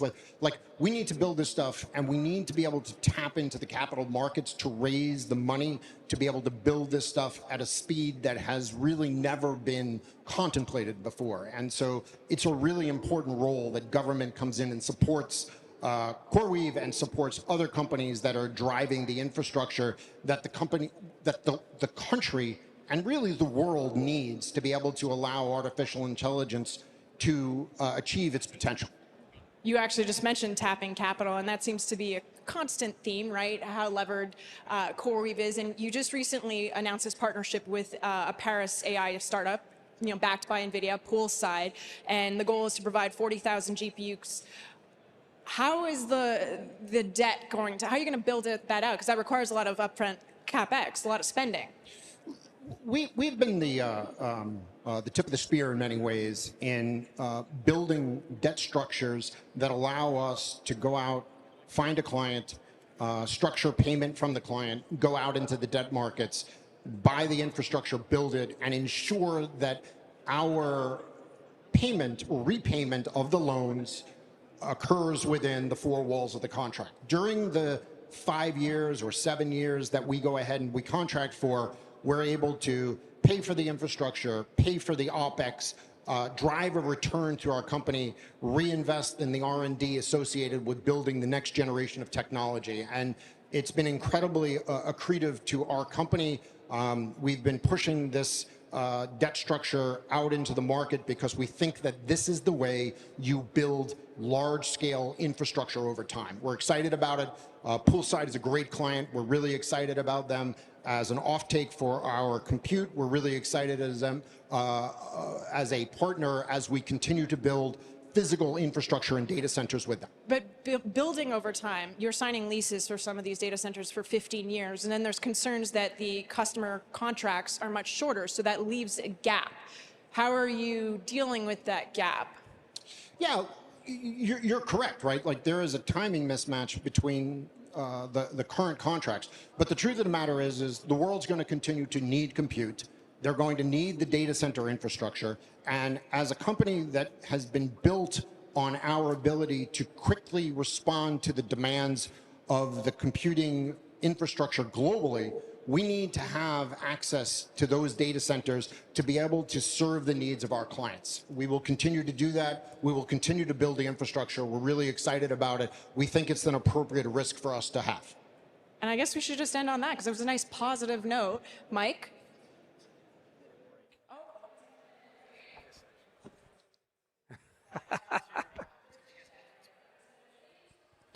Seven o'clock. Okay. Thanks, Christina. AI isn't just transforming tech. It's becoming a new driver of the American economy. From manufacturing to medicine, it's rebuilding our industrial and scientific foundations that are driving new productivity and new jobs. Oh, it's me. Nowhere is that impact clearer than in the rise of data centers. They are the new factories of the AI age. Here's how this wave of innovation is fueling record growth across the U.S.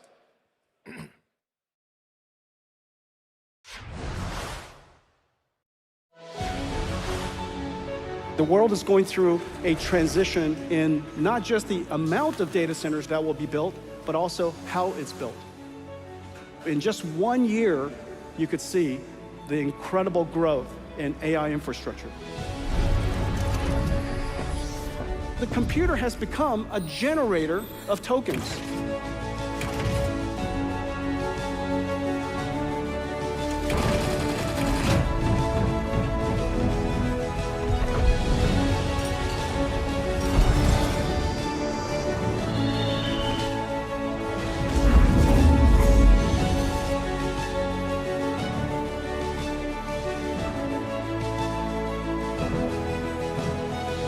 I've said before that I expect data center build out to reach $1 trillion, and I am fairly certain we're going to reach that very soon.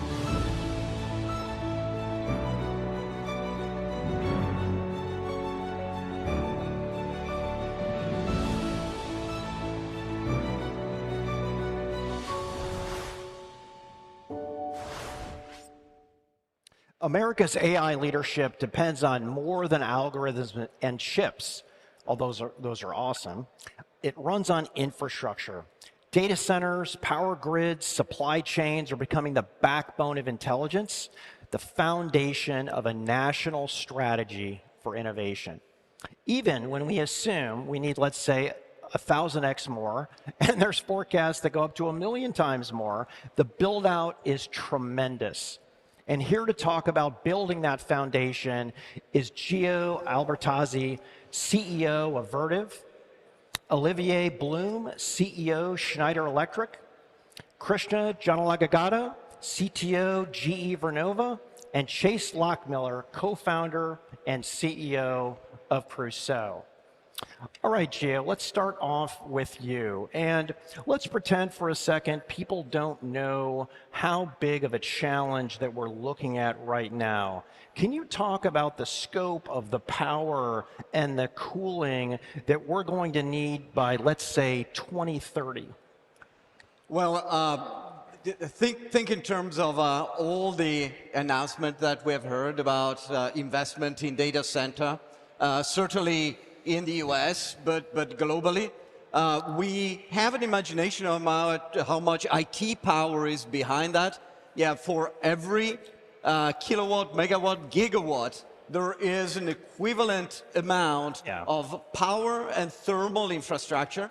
And that power and thermal infrastructure needs building at scale. Now, that has been traditionally a very kind of a construction, labor-intensive industry. And we're all thinking about how can we change that and scale it to absolutely unprecedented industrial proportions. Because without that, and that's what I believe, and I know everyone in this panel and beyond are doing, without that, we will never be able to scale AI at the speed that we have seen in the video and that you have explained to us. So I think we are at a very important inflection moment in this juncture. So, Olivier, Schneider has been a hallmark inside of data centers. I get a lot of data center tours, and I see your logo on a lot of the boxes in there. One question I have for you is, sure, it's build more and more and more, but there's also an efficiency play. Can you talk me through the balance of efficiency and just more power? Yeah, you're absolutely right. You know, what is very interesting, we are at a time where AI depends on compute depends on energy, But the very interesting part is energy availability and efficiency depends on AI. Okay. Because, at Schneider Electric, we have been an advocate of energy efficiency for many, many years. And we strongly believe that the combination of electrification, automation, and digitalization will solve the energy transition in every part of the world. Now, 10 years ago, frankly speaking, it was not possible. Electrification, automation were available, but the type of technology you have now through AI help you to make energy more efficient. So on our side, of course, we are excited because altogether we are providing the infrastructure to make the compute and therefore AI available. But we are even more excited to leverage AI to make our overall industry more efficient. And if you think through, we have been all of us through the industrial and digital revolution. Actually, what we are doing, it was in your introduction, we are talking more and more about AI factory, and we are implementing exactly the same principle. So going through the full life cycle of this AI factory, start from the design, building digital twin, where you can simulate power and cooling efficiency, to the development, the construction, the maintenance, the operation. This full life cycle is completely powered by AI at the end. Krishna, I think that, Vernova's gas combustion engines are really a secret weapon in America's AI build-out. But you're sold out. And, talk to us a little bit just about how you're changing your own business processes to drive more production, to get more online, and how you see that playing out over the course of the next few years. Oh, sure, Brad. So, like you said, the production is, the demand is massive. We are sold out through 28, maybe through 29. But we're investing heavily in capacity expansion of gas. So we're quadrupling our capacity of, number of gas turbines delivered by 2028 compared to 2020. And this is all types of power is also an answer to this. It's not just gas. Yeah. So we are fortunate to have basically all kinds of power that's available to us. This is gas, this is nuclear, this is solar, wind, and hydrogen. So we are looking to leverage every type of power source that's available to grow the electrical infrastructure. And power generation is a part of it. A big part of it is also, we'll talk about later, is the grid. Once you actually generate these electrons, how do you get them from source to use? In a very complex environment with new grid resources and so on. But power generation is definitely and grid is a big bottleneck right now, and we're working on easing that. Help us understand how your power generation capabilities, capacity evolve from 2025 to, let's call it 2029. So if you look at the demand side, for about 20 years, the total power demand in the US has been flat. Correct. No growth, 0.3% growth. But in the next 20 years, it's expected to grow 50%. And about a third of that is going to come from data centers. And to meet the demand, you essentially need to leverage all kinds of power that's available. Like I said, it's gas, it's nuclear. We have an SMR that's coming online in 2029 in Ontario. Our first SMR application at TVA went in this year. So there is significant growth in nuclear that's coming up. From a gas perspective, depending on the gas turbine, sometimes heavy duty is the answer. Sometimes it's your aeroderivative. Sometimes it's different types of turbines. And also future-proofing some of these gas turbines so that they can run on hydrogen in the future. So gas is a fantastic bridge right now. So electrify now, decarbonize later. So I think that's something we can do as well. And we are also looking at wind and solar. So all of them belong in the energy equation. And I think that's what we're working on. It's what the market needs. Energy abundance is what we're chasing here. And energy abundance is really an all of the above kind of answer right now. Right. Chase, you guys have been at the forefront of what Jensen talks about, extreme co-design. Right? Moore's law is dead. The data center is now the unit of compute. This is about power in and tokens out. Crusoe is building some of the most capable data centers in the world in Abilene and other places in partnership with NVIDIA. Talk to us a little bit about what you see happening in that world of extreme co-design and why you've been so successful along with companies like CoreWeave in pushing the frontier on how NVIDIA brings its chips to market. Absolutely. So, Crusoe is an AI factory business. And the thing about AI factories is this incredible composition of all of the greatest industries humanity's ever produced, from everything the gentleman next to me are working on to, from a cooling, a power generation, a storage perspective, all the way to, everything that we've done in the silicon space, and, most importantly, our partner with NVIDIA, our partnership with NVIDIA. But this process of taking electrons and turning them into tokens is just one of humanity's greatest opportunities and challenges over the next decade. We see it as just a very complex challenge in terms of just the scope and magnitude of these investments, and it's requiring just an incredible amount of resources across the entire economy. So tell me a little bit, I mean, again, I'm out of my league, out of my depth a little bit here, but the 800-volt data center, kind of architecture that I know NVIDIA has been pushing as just one example of this, extreme co-design. What are the things that you see happening and coming down the pipeline that's going to drive that equation in terms of power in and tokens out? Yeah, so, I think the 800-volt rack design is like a great example of us, thinking through from a first principle basis, like, okay, data centers are sort of built in this way, and that's how we built them 25 years ago. Is that really how we should be doing it today at the scale of gigawatts? Maybe not. When we think about this data center scale computer, where it's not just a single server, it's not just a single rack, it's really the entire system working together as one cohesive unit that's thinking as one giant brain. And how do you think about that from a networking perspective? How do you think about that from a cooling perspective? How do you think about that from a, from a like entire system perspective? Yeah. And the power aspect of that, you get massive efficiencies from doing things like changing from 48 volt to 800 volt. Like that's like a huge efficiency gain that like all of us would benefit from. And so it's just one example of like this cohesive, collective, industry-wide partnership that's required to bring this infrastructure to life. And if I can reinforce 100%, this 800 volt is an example of how you can make the whole system not only just more energy efficient, but really scoop up kind of a power that is available because the system can be redesigned from scratch. Again, you were talking about the system, think system, not just components. We've come from decades of data center being built a component at a time. I was talking about an inflection point in the way we think about data centers. This is a fantastic example. There are many examples. Again, we have to think the power train, the thermal chain, the whole prefabrication as ways to industrialize the way we build data centers like we've never done before. So believe the next 10 years, the next 5 years, 3 years will be very different in that respect than I have been so far.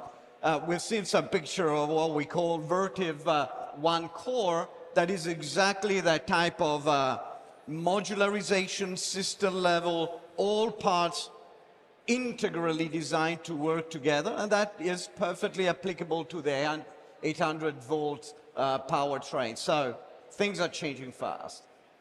So China is building faster, they're building bigger. You had mentioned the 10x on nukes to R0 or 1 if you count Georgia. And we're behind. I mean, I did China, I worked with China in 1995 and on buying sheet metal and plastic injection molding. And they sent me, I said, hey, send me a picture of the site. And the picture had no roads, had no electricity. And I said, well, how are we going to be up and running in 60 days? And they said, watch. And it happened. And China was willing to do whatever it took to build infrastructure. And here we are 30 years later, and it has continued. What is it that we could do to go faster?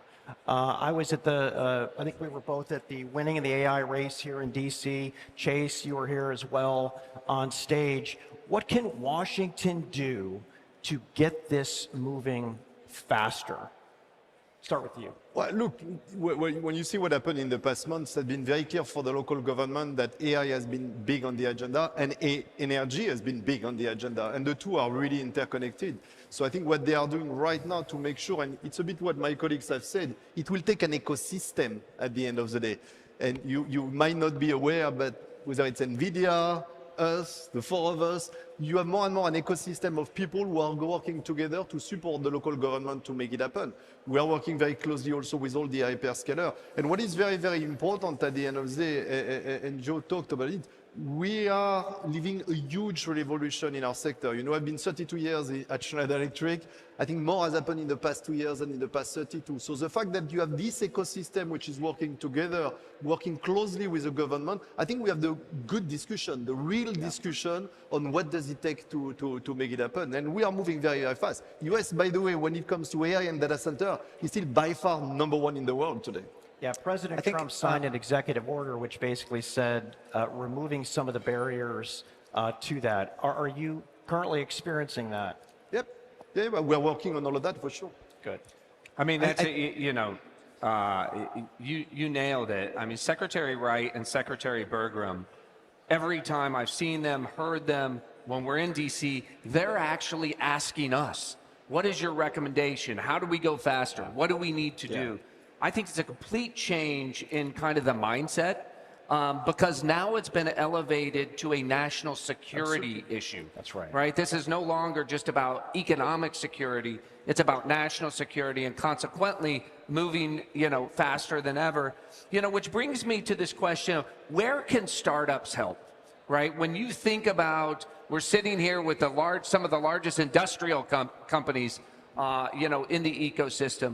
What, if anything, do you see happening out there in the startup ecosystem in Silicon Valley, in power generation, certainly, obviously, Crusoe and, you know, and the work of CoreWeave and others, Nebius, in terms of building out these new data centers has been critical. But anything else that you see as interesting that people in the crowd might want to pay attention to? Absolutely. So if you look at, I think startups are the lifeblood of our innovation ecosystem. You're here. And when you look at what we're doing, I mean, GE Vernova is 18 months old, spun off as an independent company. And our CEO intentionally headquartered it in Cambridge, Massachusetts, because of the innovation ecosystem with MIT and the universities and everything surrounding there. And we are investors in a lot of these startups, but startups are bringing, so when I look, let's go to the grid, for example. Our grid was designed for, you know, 50 years ago, relatively stable spinning loads, spinning sources of power, relatively stable loads. It's a completely different world right now with the AI workloads, hundreds of megawatts in milliseconds. And then on the source side, you have wind and solar, where these resources, you know, they're changing constantly, they're fluctuating. So having a grid that can actually deal with this is really, really important. So we are working it, all our competitors are working it, but the startups have a really, really important role to play there. There's the hardware aspect of it and also the software aspect of it.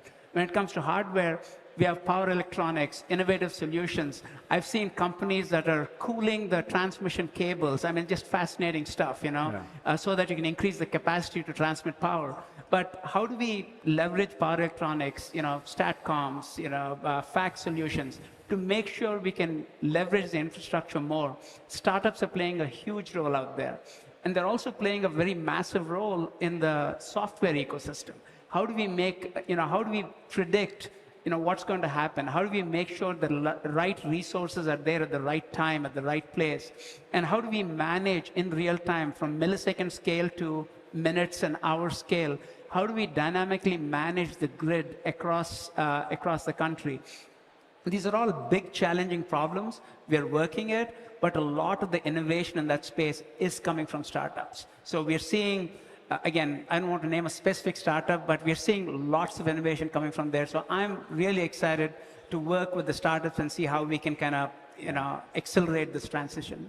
And maybe the same question for the two of you. Yeah, maybe if I can, one point, if I come back to what I said before, you know, AI depend on compute depend on energy, and actually energy depend on energy intelligence. What I mean by that, at the end of the day, it's about data.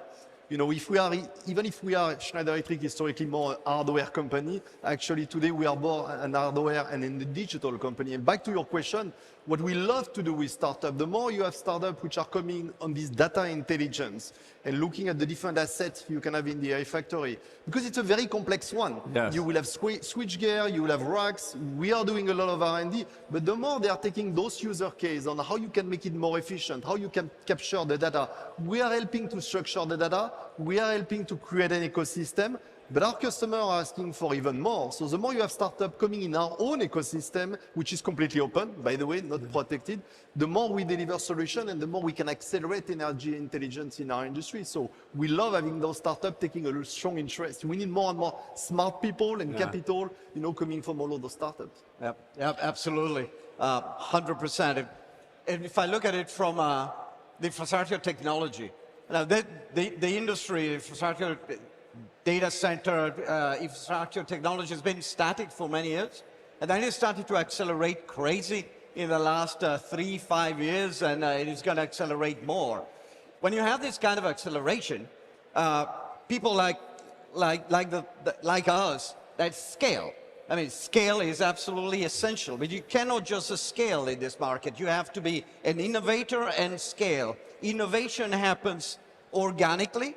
Innovation happens inorganically. There needs to be a base of startups, inventors, creative minds, engineers out there that define what the new technology will be, because the new technology cannot be just nurtured within the Givanova, Schneider, or Vertiv. Yeah. It needs to come also from spring, from the, let's say, entrepreneurial fabric of a country. And that the two things combined and scale. And that's what we see very auspicious times for right now. Chase, where are the most exciting areas you see innovation? When you look ahead 2-3 years, you say, I can't wait to bring this into, right, the AI factory. Yeah, you know, just adding to this sense of urgency, and I think this huge opportunity for startups is, you know, just this sense of, you know, startups have, you know, the benefit of being able to move very, very quickly. And, you know, we're at a moment of just incredible urgency across the world in terms of bringing this infrastructure to life. You know, I think to your question around things that, you know, we're really, really excited about, you know, what's changing in the data center is, you know, it's unbelievable how much change is happening over such a short period of time. You know, from, you know, the cooling architectures to the power densities of the systems. You know, I think if you look 20 years ago, a single rack in a data center might have been 2 to 4 kilowatts. You know, today with the, you know, GB200s, you know, you're looking at 130-ish, 140 kilowatts, depending on peak demand. You know, and then you play it forward and you look at, you know, Vera Rubin, you look at Feynman, these are, you know, 1 megawatt racks, right? You know, this is 1,000 homes worth of power in a single rack in a data center. That requires tremendous innovation across, you know, the cooling systems, the network systems in terms of cabling these things together, which we're seeing, you know, a lot of tremendous innovation.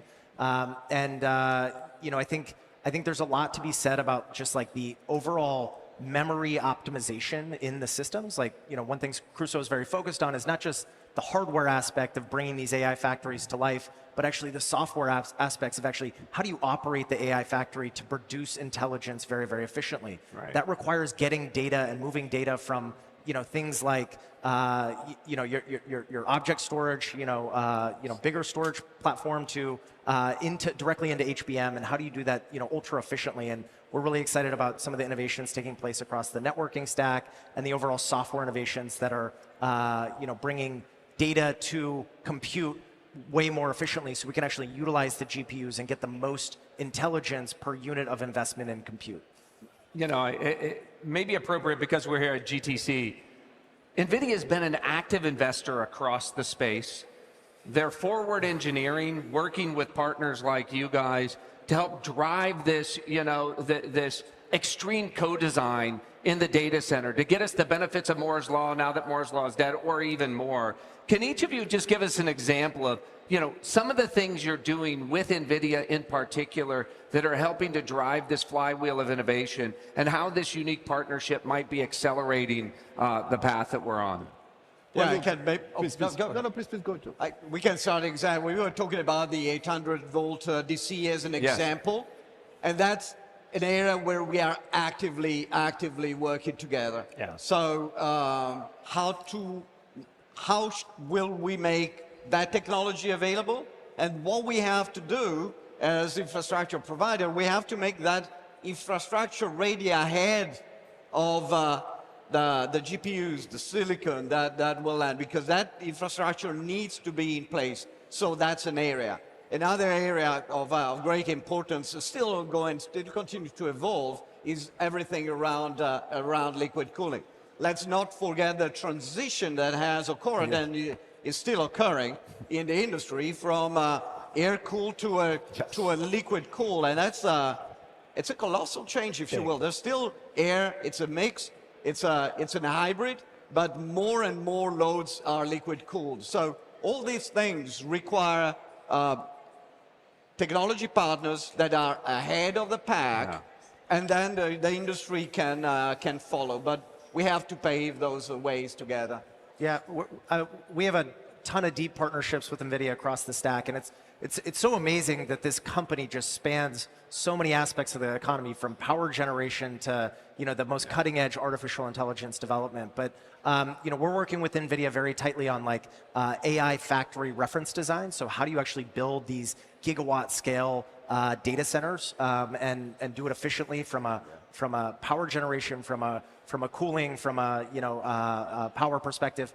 And so that's one big aspect that we're investing a lot of time with NVIDIA. Another is on the software layer, right? So working with them on what the things like Lepton, which is basically a distribution of getting compute in people's hands so that they can run their workloads very efficiently across various neocloud partners like ourselves, as well as things like Dynamo, which is basically accelerating inference and creating how do you actually get more utilization in a lot of these memory optimizations that Crusoe is focused on pushing and innovating on, so that people actually get more tokens per unit of compute from their systems. Let me just interrupt by asking, do you see any other chip company out innovating?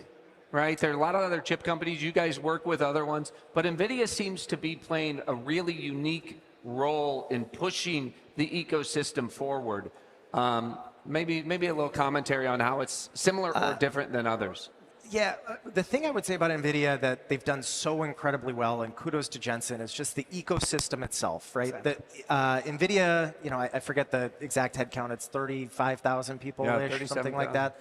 The amount of leverage that they're able to get from those 35,000 people, and then the ecosystem of builders is absolutely incredible. And that's, that's kudos to Jensen in terms of, building out all these different work streams and workflows across energy, data center design, all these different SDKs that they've released that have just helped unlock this collective intelligence of society and the startup ecosystem to big enterprises. Just to kind of build on that a little bit, by the time you're done with all four of us, maybe you'll get a view of the scope and breadth of the ecosystem that NVIDIA is playing. We talked about software, optimization, AI, we talked about cooling, we talked about 800-volt rack. We are more on the power generation and grid side. So we just released a white paper with NVIDIA. We're working with NVIDIA on reference architectures for power gen inside and how do you manage it. So we just talked about the grid a few minutes ago, how complex it is, different source of power, load balancing, and so on. Now the power is not available today at the grid sometimes when folks like you are building the data centers. So there's behind the meter power, there's bridging power, but when you do that, you're dealing with all the complexities of the grid inside the data center. So how do you design and architect it so that you can actually manage the power flow with battery energy storage, with power electronics, fax, all kinds of different systems, working with people who were in the medium voltage and low voltage space that my colleagues here are doing. So it's an ecosystem where all the way from the power gen to memory, to algorithms, cooling, and the entire thing, we're all working with NVIDIA. So to me, it's amazing to see how they're curating the entire ecosystem and moving us all forward and helping us move forward. And maybe we'll end with the, Schneider's commentary on this. I don't see anything else out there that has this level of systems thinking, right? It's extraordinary, the breadth. It gives me a lot of encouragement about the gains yet to come in terms of America's reindustrialization around power and AI, generation. But how is Schneider working with NVIDIA to drive this forward? Well, look, a lot has been said, but for me, what is very unique in the vision of Jensen is, first of all, to work with partners. What we love with the NVIDIA team, they share a lot with us. They speak about the Omniverse, they speak about the next generation of chips, next generation of GPU. And when you can work as a technology partner upfront and in a very open manner, that changes the game. What I would say also, Jensen has this famous sentence about the speed of light. He's forcing the entire industry, but in a very positive way, to work at a very different speed. And for us, for Schneider Electric, I can tell you, it has changed a lot of stuff in the way we are managing the company.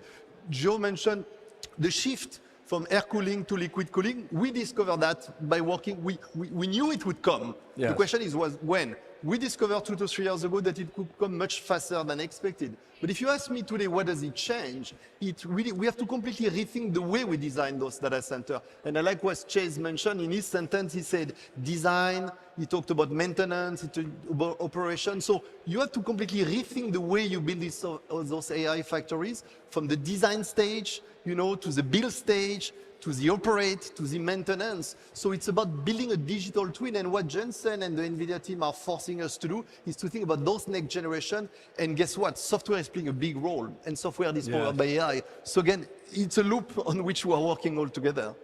One thing I want to touch on, follow up there, just in terms of the system-wide innovation needed to invent solutions to support this infrastructure at scale. One of the conversations I was having backstage with Olivier and is just around this notion of how the utilization of the data center scale computer impacts the power swings, because you have this massive, large variance in terms of, like, when you have a gigawatt scale data center that's operating as a single brain, you have this problem where it's pushing data to the GPUs. All of the GPUs are running their back propagation or their compute, their matrix multiplications, and then they're publishing the results to every other GPU on the cluster. And when you have that, you actually have these massive power swings that, it's like, whatever, 6 hertz, somewhere in that range, where it's, you have these massive load oscillations. And that creates a lot of problems for utilities and on-site power generation. Like, GE Vernova doesn't like it when we have these massive power swings in the actual power utilization of the turbines. So it's actually created this system-wide partnership where we need to work with our on-site generation, we need to work with the utilities, and most importantly, we need to work with folks like Schneider to innovate these solutions where we can actually create a buffer through battery systems that can absorb a lot of this load oscillation that we're seeing from these large-scale training workloads and these system-wide workloads that are running on these massive-scale computers. I mean, one of the things that blows me away, if we think about the Manhattan Project, that cost about $4 billion over 4 years, right? Inflation adjusts that, that's about 40 billion. As a percentage of GDP, it was 1% of GDP, so let's call it 400 billion. Jensen has said we're going to spend 4 trillion over the next 5 years. So private industry is going to spend 10x what we spent on the Manhattan Project. And just listening to the decentralized coordination, really where NVIDIA plays this role in pulling everybody together and pushing everybody forward, it reminds me, like, the speed of that is very commensurate with what we think about the speed of, the Manhattan Project. I don't see it happening anywhere else in the world. I think that all of your companies are critical to the success, of the American AI race. And it's great to have NVIDIA helping push it all forward. I know we got to jump, so I'm going to throw it to you, Patrick. No, that was a great ending. Gentlemen, I just want to thank you so much for coming up here. And I hope everybody out there listening has a better understanding of the challenge that is ahead of us. And also, Washington can hopefully clear as many roadblocks as possible to let all of you cook. Thank you very much. Thank you. So let's go back down to CNBC's Christina Partsenevelos on the floor.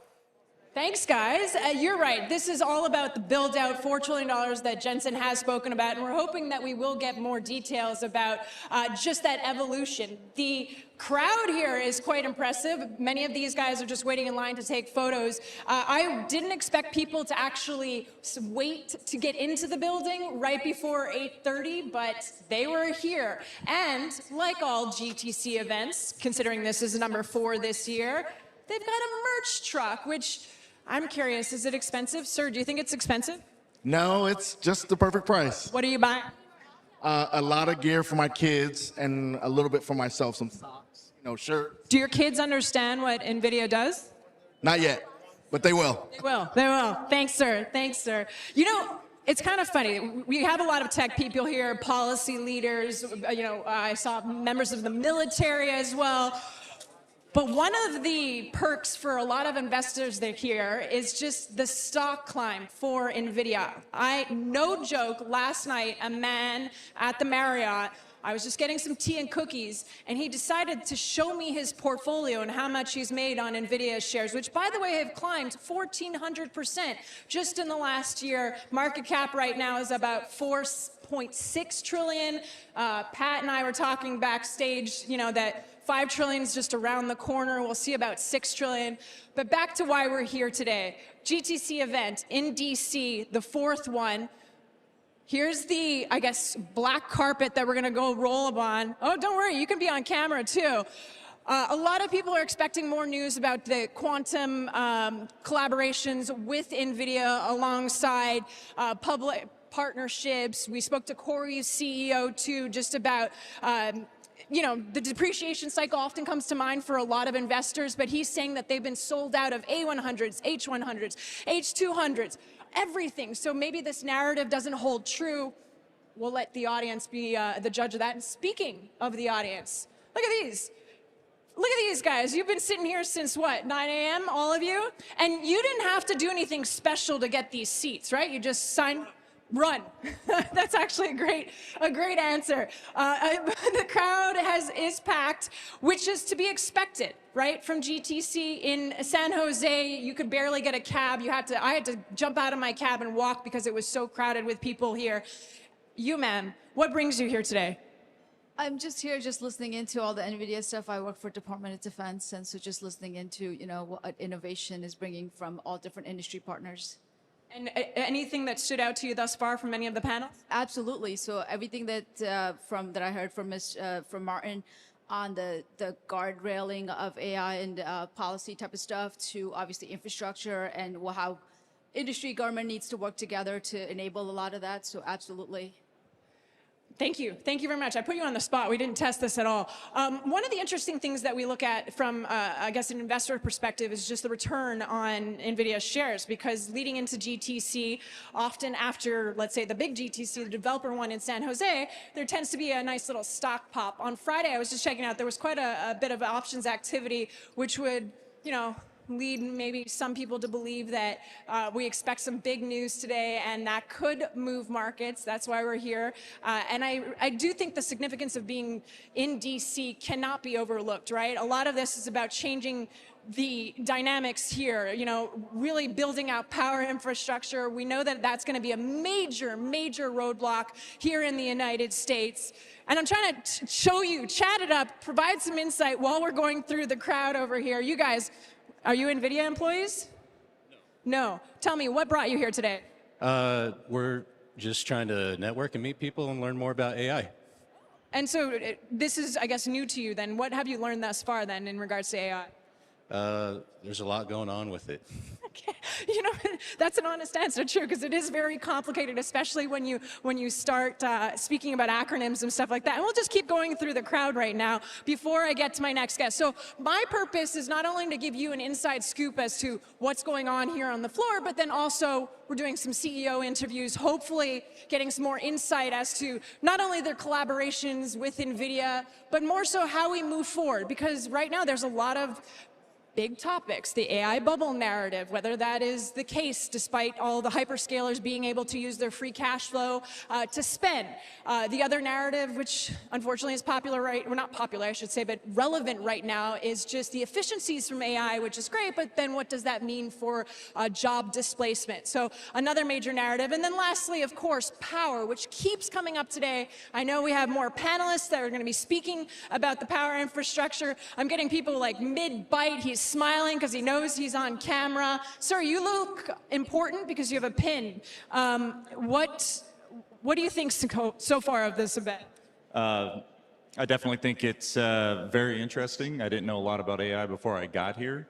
Some of the concerns that have brought up were things that, just I've heard off like the news and stuff. So it's good to hear it from like the experts. And are you from, what department do you work in? I work with the Marine Corps over at the Pentagon. Yeah. Okay. And so do you feel like this is a little bit different? You have tech and policy leaders, the Marine Corps, just more the DC-like people just merging together here. Is that something that's new and you guys are talking about it back in your office or anything? Yeah, we're trying to see how we can leverage AI to make our processes a lot faster and more efficient so we can get after what it's, our main job, which is defending the country. Awesome. All right, thank you. I know I'm putting a lot of people on the spot, and not everybody really enjoys doing that, so you did a great job. Thank you. And you know what's great here is that you do have a lot of really advanced people in terms of technology. They can talk about, putting atoms in steady state and how that works, and then others that are just learning about it for the first time. Why? Because that's what GTC does. It brings all sorts of people here together to not only mingle, listen to the CEOs, hopefully catch a glimpse of the superstar of the day, which maybe we should start taking bets on Polymarket, which leather jacket he will be wearing, or maybe a t-shirt. I don't know. I know a lot of us didn't want to wear leather jackets, right? You're not wearing one. I'm not seeing any leather here, so perhaps that's done on purpose. But we are going to head over now to Brett. Brett has been waiting patiently for me from Figure AI. You are the CEO. We had, just in this audience now, we had a lot of people that are new to AI. And let's start with what you do, humanoids, because I feel like to a lot, what is that? What does that even mean? Okay, so Figure designs and manufactures humanoid robots. Humanoids are like mechanical humans. We have hands, legs, head, sensors, cameras, onboard GPU for AI processing, and the goal is to be able to do human-like work in the real world. Just go out and do commercial work, manufacturing, logistics, warehousing, and be able to put robots in the home to do cooking, cleaning, dishes, laundry, all this. Basically any activity a human does in the physical world. And you are an example of a success story because I think your company is, 3.5 years old? You have 400 employees just within that short time span. And I was looking at the valuation. You went from, 2.9, or maybe I have here 2.6 billion dollars, all the way up to 39. What justifies that leap in valuation? What milestones have you hit just in the past year? Yeah, it's a good question. I think the story here is that if we can create mechanical or synthetic humans, it'll create the largest economy in the world by a long shot. Like little under half of GDP is human labor. Figure has probably made about 5 years of progress in the last 12 months. We have robots out now commercially running every single day. We have a robot right now running commercially in a manufacturing commercial partner of ours. And we have robots that can do end-to-end activities, let's say fold laundry, do dishes, only with neural nets. So I think what's happening is we're approaching this kind of singularity point for humanoid robots where it's, in the coming years, we're gonna see humanoids out in the real world, I think at scale, that are doing end-to-end useful work for humans. Which brings me back to that topical point I brought up, job losses due to AI efficiencies. And you're talking about somebody doing my dishes or working on the manufacturing floor. Is that just an inevitable, outcome of this AI revolution that obviously people are going to be displaced, much to the dismay of many listening right now? I'm not trying to take that. Do you like doing dishes and laundry? No, but I like having my job, right? And you see journalists on that list that could potentially be taken over by some type of AI bot or deep fake, et cetera. So how do you mitigate that? My view is we've been in this automation exponential for like the last couple centuries. And AI is just like largely a progression of computation that we've seen the last few decades, where more and more automation is taking place around the world. And this is happening both in the digital world. We'll have more and more agents doing work like humans, and in like the humanoid is like just manifestation of a physical agent, being able to do human-like work in the physical world. And you know what is such great timing? We're talking about humanoids, we're talking about the collaboration with NVIDIA, and why not just ask the leader of NVIDIA himself to just share some insights. Good to see you. Thanks for having me. Yeah, good to see you. So we were actually talking about job displacement. Well, we were talking about AI and the concern right now about job displacement, and I know that you are What's involved. everybody doing here? Watching you at the moment, that's for sure, and us, Brett. Could you just speak to maybe the evolution right now with AI? And I want to be on TV with Brett.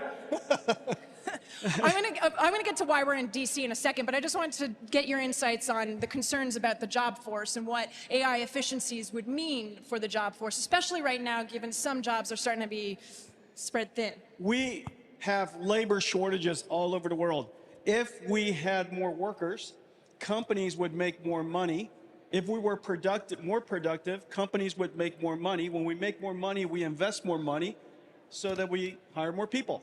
And so it's very likely that the companies that use AI first, that use robotics technology first, will be the most successful first, and they will end up hiring more people.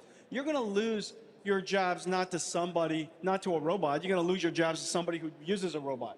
You're going to lose your jobs to somebody who uses AI. And so if you look at NVIDIA today, 100% of our software engineers use Cursor, 100%. And we're hiring faster than ever because we're creating more chips than ever, we're developing more software than ever, we're more productive than ever, and it looks like the company's growing faster than ever. So there's a lot of great things that goes along with being productive. Nobody ever says, you know what we want? I want a company to be less productive. I've never heard that before. I've never heard somebody well, if you look at companies around the world, about, 70% of the companies in the world feel they're labor short, and that they have a hard time hanging on to employees.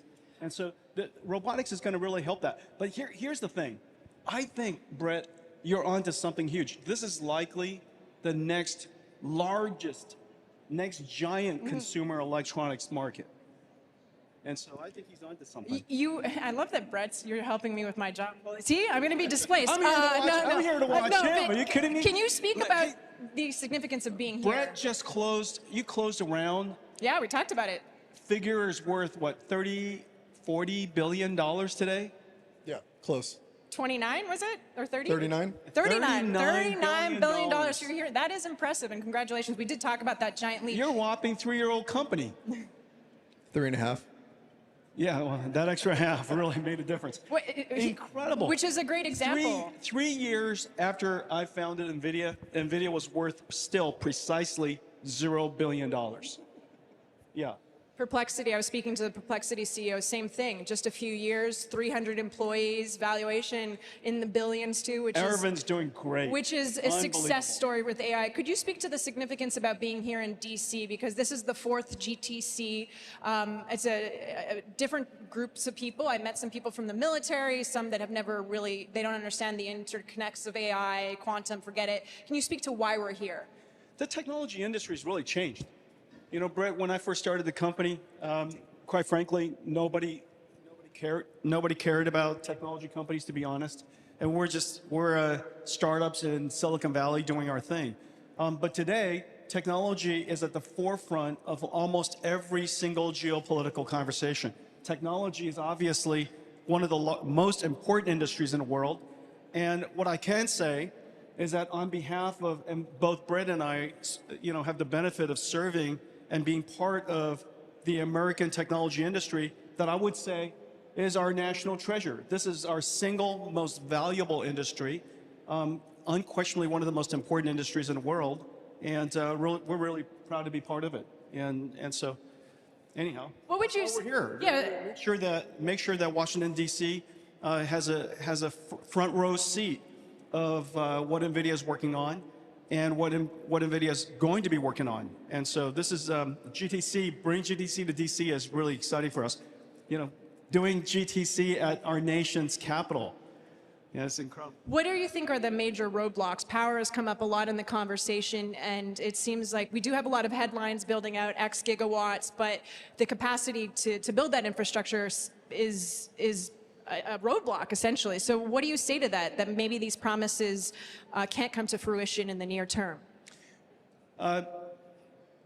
Cash flow matters, power matters, land, power, and shell matters, power generator matters. These are all things, factories matter. These are all things that Brett and I think about all the time. And his business, my business, is really very similar. But it comes down to one thing and one thing only: profitable token generation. The moment we have intelligence that's worthy of being paid for, and as soon as that flywheel goes, then everything else will take care of itself. And this is no different than the moment that humanoid robotics starts to do productive things and people are willing to pay for it, and it's a profitable endeavor, then you could scale up as large as you want to scale up. This is no different than when TSMC in the old days manufactured the first profitable wafer. The moment that happened, they could build up the factories as large as they want. And so that's really the moment we're looking for. We're looking for that virtuous cycle where AI starts to generate productive tokens, profitable tokens. After that, the flywheel takes off. An executive at another company told me that tokenization, or just profits per token, could be the next oil. And for countries all around the globe really focusing on that output. Do you kind of agree with that, just in terms of tokens? And maybe explain, too, to our audience, because not everybody here is as advanced. Computers speak numbers. Tokens are numbers. Tokenization, we tokenize almost everything. We tokenize images, words. Brett tokenizes motion. You know, a sequence of plans that a robot performs. And so everything that we can tokenize, AI can understand. So if we can tokenize proteins, if we can tokenize chemicals, we can tokenize motions, what action and behavior, all these things that Brett is trying to tokenize.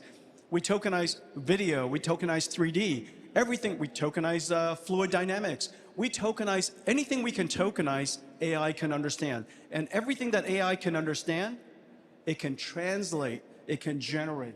And so that is the revolution that we're in, and that's why token is at the core of everything that we do. And ultimately, what we fundamentally do is to transform electricity into tokens, and that's what an AI factory does. We come full circle. I've been told that you have to keep going, so we keep the show on because you have a keynote, which is very soon.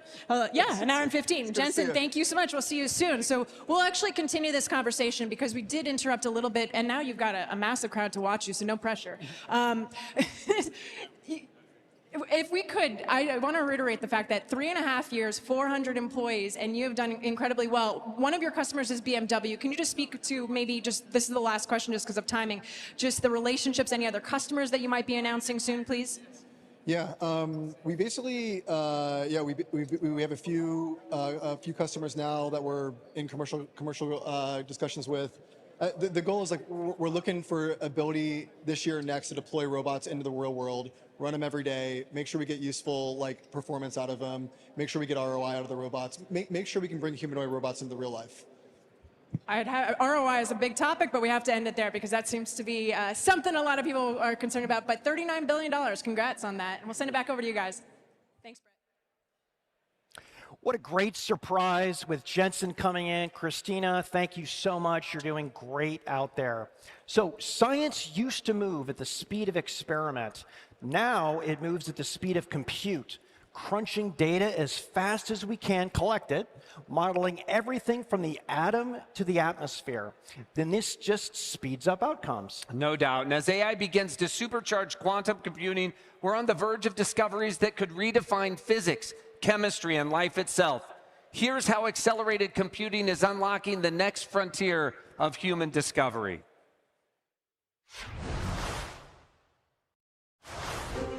We're going to take a giant step up in several areas, in high-performance computing for scientific computing, as well as quantum classical computing. quantum computing is reaching an inflection point. We dedicate ourselves to creating accelerated computing stacks to enable quantum computers.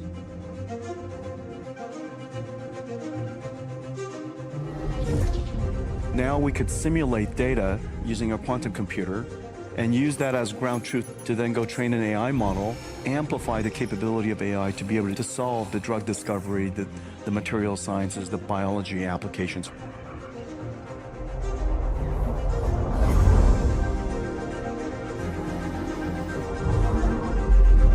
It is clear now we are within reach of being able to apply quantum classical computing in areas that can solve some interesting problems in the coming years. This is a really exciting time.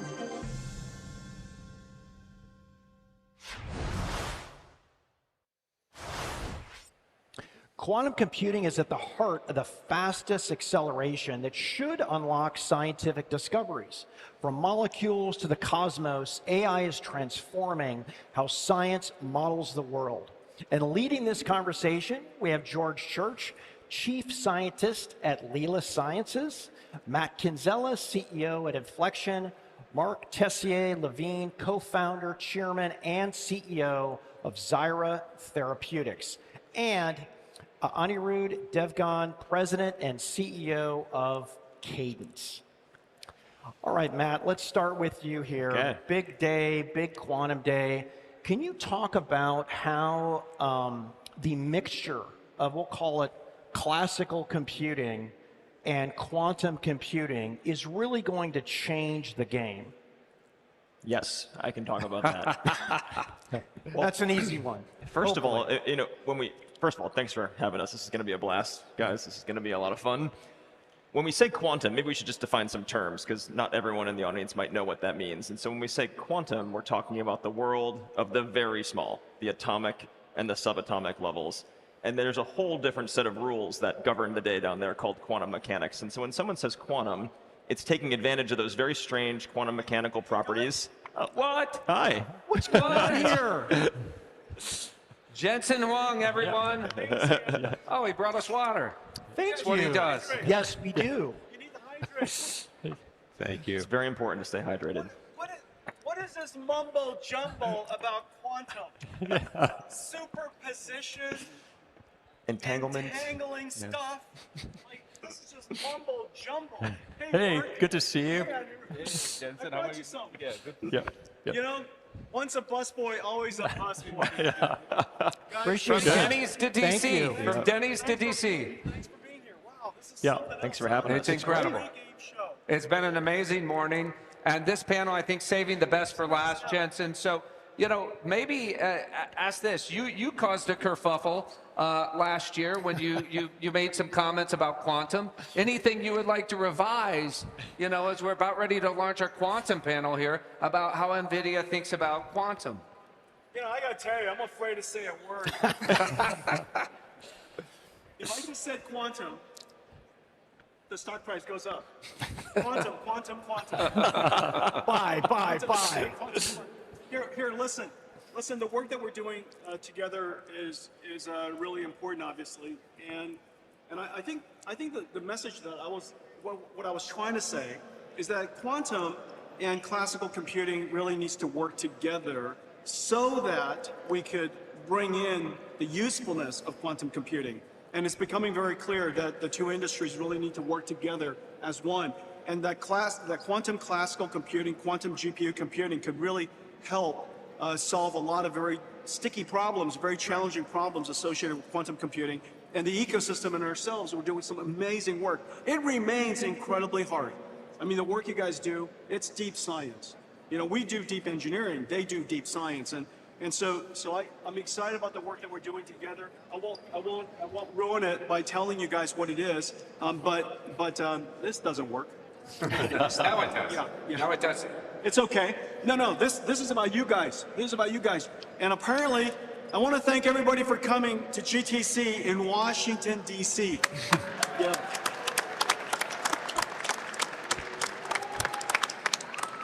So the original plan, I'll be honest. The original plan was President Trump was going to be in Washington, D.C.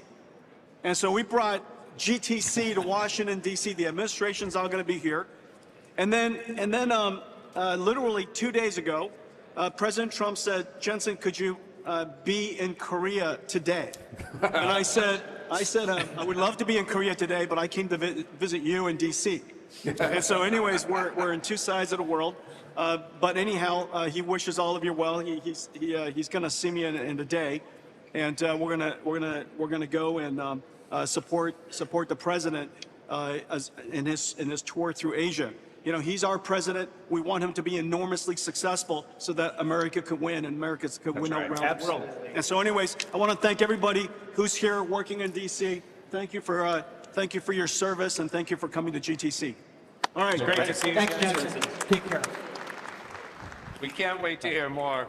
I mean, we said last night, we are in Washington. We've heard on the panels this morning, so maybe we'll just jump to this, and then we'll come back, Matt, to that. Yeah. But, you know, there's an extreme need to accelerate AI.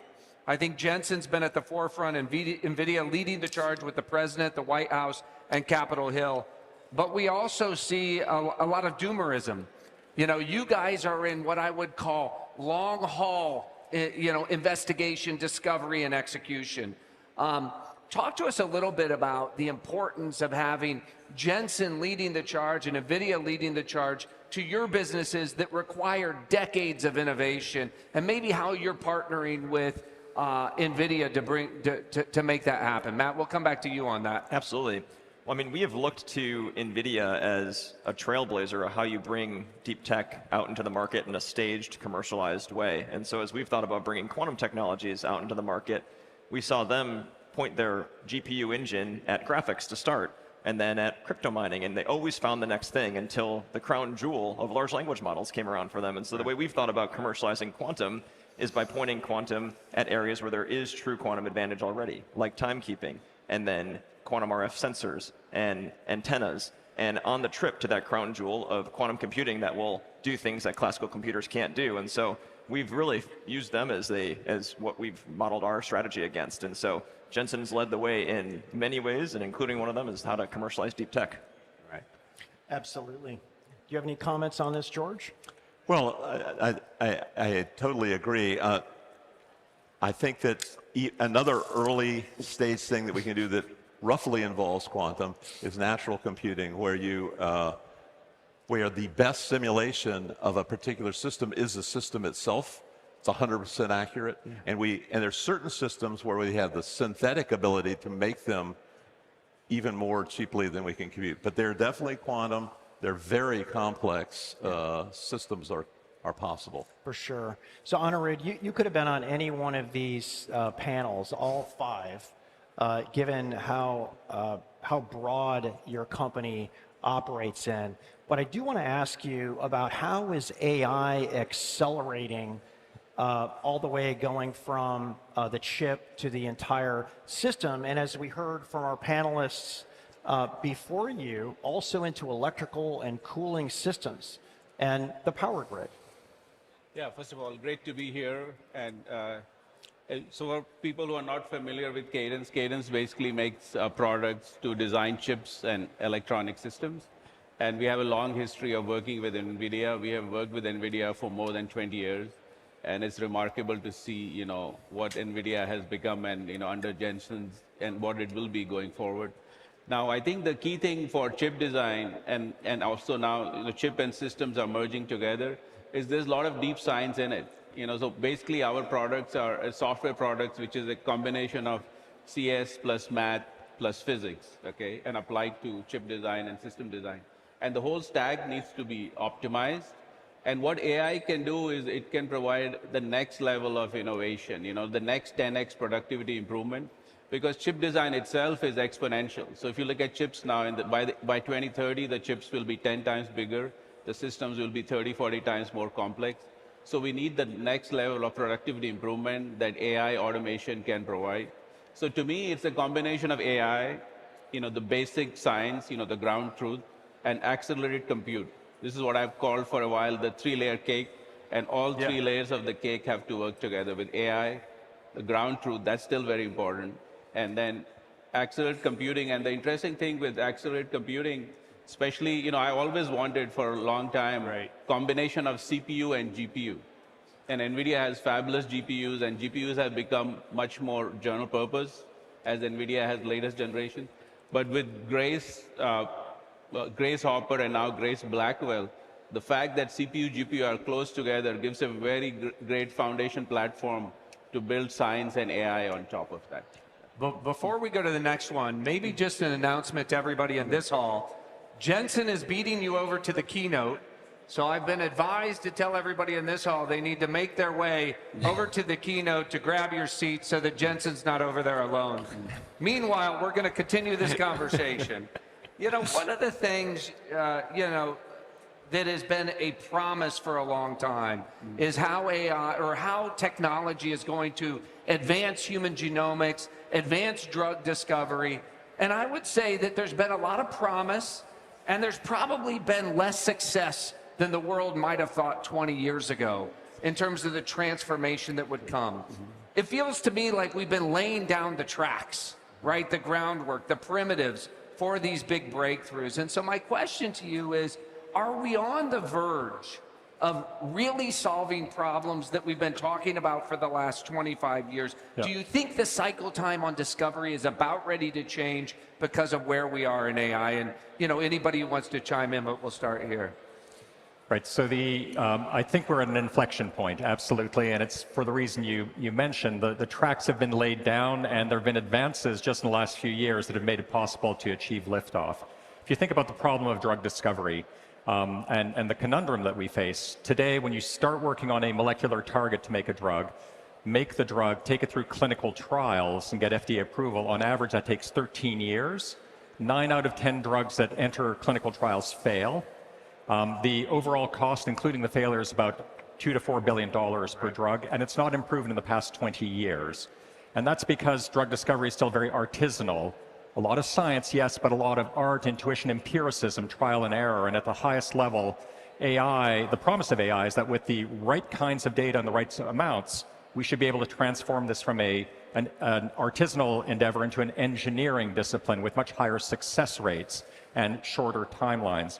I think in terms of the inflection point, if you think about there are multiple applications of AI in the drug discovery platform. One is at the level of logistics, if you will, designing clinical trials, recruiting patients. The advances with large language models are already being put into action. We're seeing companies across the world implementing this to improve the efficiency of recruitment, identifying patients, filing reports to the FDA. All of those things are being accelerated in a dramatic fashion. The second area is in molecular design that's been touched on in the movie, and you talked about it, where instead of screening for drugs, we're designing drugs. Just as you can ask Sora to make a movie of 2 puppies playing on the beach, you can take a protein and say, I'd like to make an antibody, a drug-like substance that attaches itself in just the right way, and have the AI design it. A lot of action there, but the advances are recent. The Nobel Prize a year ago went to 2 groups, the DeepMind group, Demis Hassabis, John Jumper, and David Baker, our co-founder, for advances just in the past few years, AlphaFold, RF diffusion, RF antibody, that make it possible. So we didn't have those technologies 10 years ago, even 5 years ago, so that's prompting that acceleration. And then the last area, in some ways the hardest one, is understanding human disease, human biology and human disease, and getting those insights to figure out what should we make drugs to, and who are the patients who are going to respond. AI is just entering that area. That's also, I believe, going to build over the next few years, but we're seeing acceleration, very rapid acceleration in the first 2 that wasn't possible until a few years ago, and we're going to see increased acceleration in the third. George, same question to you. Are we on the verge of a new cycle time in terms of discovery? Is the promise, I look at discovery and invention, and these are nonlinear systems. Yes. Right? And it feels like we're at a moment, because of all the technologies that we're talking about, that a lot of this promise is going to come to bear. What are you seeing through the lens of Lila? Yeah, so this is definitely an amazing moment. There's the intersection of exponentials that have been occurring both in computation and in biology. For example, 20 million-fold reduction in cost of sequencing. And that's something we use not just to study the populations, but to guide experiments, to interpret experiments, and so forth. Just that analytic tool. But our synthetic tools are also getting better. I mean, our confidence in having low toxicity and high efficacy is making the clinical trials shorter. The record now, as far as I know, is baby KJ, which was 7 months from birth, diagnosis to cure with a gene therapy. And we are really actively using not just the dichotomy between screening and analysis and prediction, but putting them together. So you can use AI to design as well as you can, but then you make big libraries because there's some modesty that you can't necessarily design the perfect thing, but you can make these big libraries, and that combination is much more powerful than either one of them separately. So for example, at Dino and Manifold, we've made proteins that target the nervous system 100 times better, and they detarget the liver where you can get toxicity and absorption of the valuable drug. So those are just examples. This is happening now. This is not dreamy stuff off in the future. Yeah. Exactly. So before I go to the next question, I have a public service announcement, and that is the pregame show is actually being broadcast inside of the hall. So as much as I'm sure you want to hear Brad and I and the guests, Jensen is a bigger show, and you want to make sure that you get your seat. Thank you very much. Okay, now to your regularly scheduled program here. Yeah, one thing I want to add on drug discovery. Yes, please. And Cadence has a molecular science division. We are working with a lot of the pharma companies. Interesting. Because a lot of the math and science is similar in chip design, which is very nonlinear to drug design. And something to watch because is how much of the work is done on the computer versus how much of the work is done in the lab. Got it. And if you look at like 3 big areas that I'm involved in, one is chip design, and there 99% of the work is done on the computer, and you get first time right silicon. Okay. Then the second part is system design, design of planes and data centers and cars. Okay, over there, 20% of the work is done on the computer, 80% is still done on the physical work. And then you go to drug design, molecular design. I think only few % of the work right now is done on the computer, and most of it is done. That's why the design times are so long, okay? So what happened in chip design is most of the work moved to the computer, and then you can do modeling, which is accurate. Then you do simulation and optimization, which is basically design. So the more the modeling is accurate, more simulation happens, more optimization with AI can make drugs happen. So I think it is definitely on the verge. But if you compare to other established areas, it is still very, very early days in drug design. Yeah, so Anirudh, I have, no, please, go ahead, Mark. I just want to add, in terms of this transition to go from a few percent to 10%, 20%, 30%, part of that is having accurate simulations. Eric Schmidt has a saying that is, I think, very profound, which is AI is to biology what math is to physics. Currently, for physical objects, you can model them using the equations of quantum mechanics or other things. For biology, we don't have equations.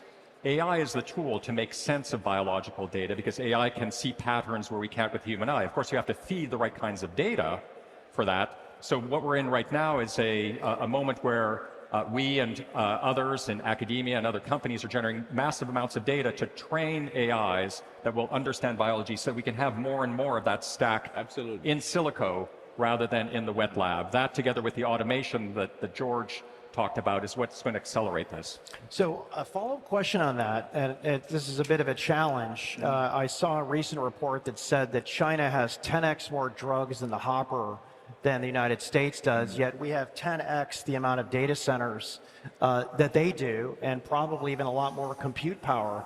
What is that disparity in, I'm not talking about trials, I'm just talking about the creation of it. Why are we falling behind, and what needs to be done to accelerate this? Well, I wouldn't say we're falling behind necessarily, because there's quantity of drugs and there's quality, and whether, a game-changing drug is one that reverses aging, because 90% of us are going to die from that. Right. but you can make a whole lot of Me Too drugs that don't really solve problems. That's part of it. I think in addition, they do have some advantages. Like they have this IIT system, investigator-initiated trials, which are very streamlined and seem to be dodging anything having to do. They seem to not be running into problems with toxicity. With the focus on lowering that toxicity problem. So I think it's healthy competition. Yes. But I think we're quite a bit ahead, partly because we are integrating computation so smoothly with it right now.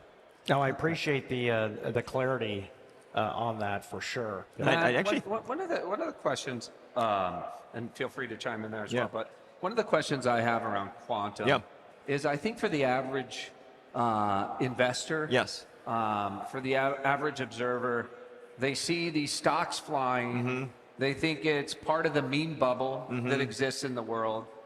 They have no idea when the benefits will come. So for somebody leading a company, you know, like Inflection, where you have real customers that are leveraging this today, help the viewers at home understand, like, what is the important consequence for making these investments? Are the stocks today in the quantum universe, are they ahead of themselves? Like, do we have some of these mini bubbles where everything is getting pulled up? And because I think deflating that and providing a real set of context is important for the longevity of the industry.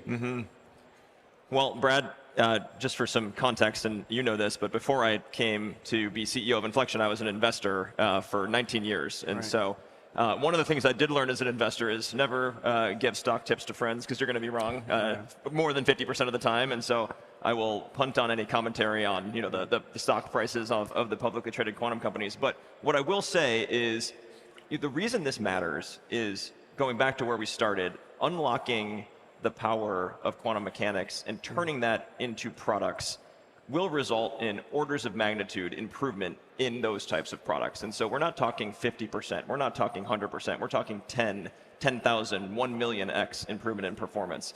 And so going back to what I was saying about how we followed Jensen's strategy on how to monetize and commercialize and build the market for ourselves in quantum, and actually kind of show the world that quantum has real advantage today, is we pointed this at areas where it already does have those types of 10x, 10,000x, 1 million X improvements in performance. And so timekeeping, RF antennas, things like this, sensing, those are real market opportunities, to your point, where there's real customers and products today. So part of it is, I think you can look to other areas than quantum computing to see real quantum advantage. Now, when will we see advantage in quantum computing? That's the big question everybody wants to know, right? It all comes down to logical qubits.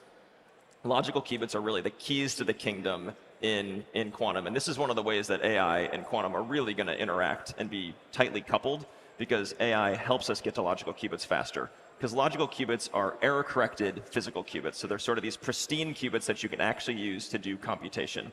So up until 2023, the world did not have logical qubits yet. We weren't even sure if we could get them. In 2023, we saw the first logical qubits.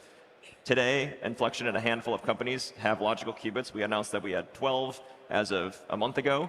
And it's generally believed that about 100 logical qubits, you'll start to see quantum advantage in areas like material science. When you get to 1,000 logical qubits, you'll start to see quantum advantage in areas possibly like drug discovery. And as you scale those logical qubits, you'll see quantum advantage in areas beyond those. And so I do think this will be absolutely game-changing technology. I left a great career at a firm called Maverick Capital to come do this full-time, because I see the opportunity ahead is absolutely huge. So I have to ask George and Mark, I mean, you're using GPUs today. We'll call that, it's hard to call GPUs classical computing. I think that is CPUs. So CPUs to GPUs. How are you looking to quantum to help change what you're doing? Because quite frankly, if I look at the algorithms that they're working on and what they do, it would seem like there would be an opportunity, maybe not immediately, but maybe in the future. Mark, you want to start? Well, in terms of which kind of going from CPUs to GPUs to quantum computing, or what? Well, we're going to have a world. I mean, listen, as we know, nothing goes away. We'll always have CPUs, GPUs, and we'll have quantum, which will assist it. So you know, we're like many companies like ours that are doing, applying AI to molecular design, AI to develop foundation models of biology. We're big consumers of GPUs, obviously, in what we're doing. There's certain applications where really having the power of quantum computing would come in very, very handy, in particular for molecular dynamics simulations, which right now require, basically much more compute than what we like to deploy. So we see lots of use cases where we could leverage that kind of technology. For now, we can run with the technology that's being made available by NVIDIA today. George? I mean, one thing to add on quantum, and we work with a lot of the quantum companies as they design their computers. And quantum is very promising, especially for certain applications. It can give a huge speed up. So we are closely watching when it gets to scale. But I think future will be hybrid. I think CPUs are still important. Oh, GPUs are phenomenal. FPGAs, custom silicon. So I think it's not an either-or thing. Quantum will have certain big applications. It will give dramatic speed up. But all the other hardware platforms will work together to solve. I completely agree with that. I think just as GPUs layered into the data center and enabled new capabilities of what we could do with compute, QPUs will start to slowly layer into the data center and just expand what we can do at with compute. And I think it'll result in more CPUs and more GPUs being deployed and sold because we'll be now addressing problems that just weren't able to be addressed with compute historically. I mean, maybe one of the, as we begin to reflect on the day, heading into the keynote with Jensen, in my world, the world of investing, the talk really is about, a bubble. And whether we're ahead of ourselves, that's where we started the conversation. I think it's super important that we kind of steal people's minds for the fact that this is not a straight line up and to the right, as we look ahead. So as you take yourself out of the position of running your companies, but just as an observer of technology ecosystems over a long period of time, when you hear all of the deals announced over the course of the past many weeks, trillions of dollars of compute that's getting built, what concerns you the most, right? As you're running your company, as you look ahead, what do you think could upend us? What do you think might be that risk that causes this to slow down or us to get ahead? Are any of you concerned about, kind of the dark fiber and the GPU overbuild that you certainly hear talked about on CNBC every day? Well, let me start. And I mean, what is promising for me to see is that, there is still a lot of demand from our customers, the big companies, to build more and more compute. And the way I think a lot of people don't quite grasp that there are multiple phases of AI in my mind. And we are in the Horizon 1 or first phase, which is the infrastructure build out, build out for on the cloud, on the edge. But there is Horizon 2 and Horizon 3 phases, which can be even bigger. So the first phase is infrastructure, LLMs, and if you look at that first phase, I still see, talking to all the big customers, years of growth in compute and AI capability. But what is even more encouraging to me is phase 2, which I've always said for years is going to be physical AI. AI is not going to be restricted to the cloud and to software applications. It will move to the physical world, which is cars, planes, drones, robots, and that could be trillions of dollars of monetization.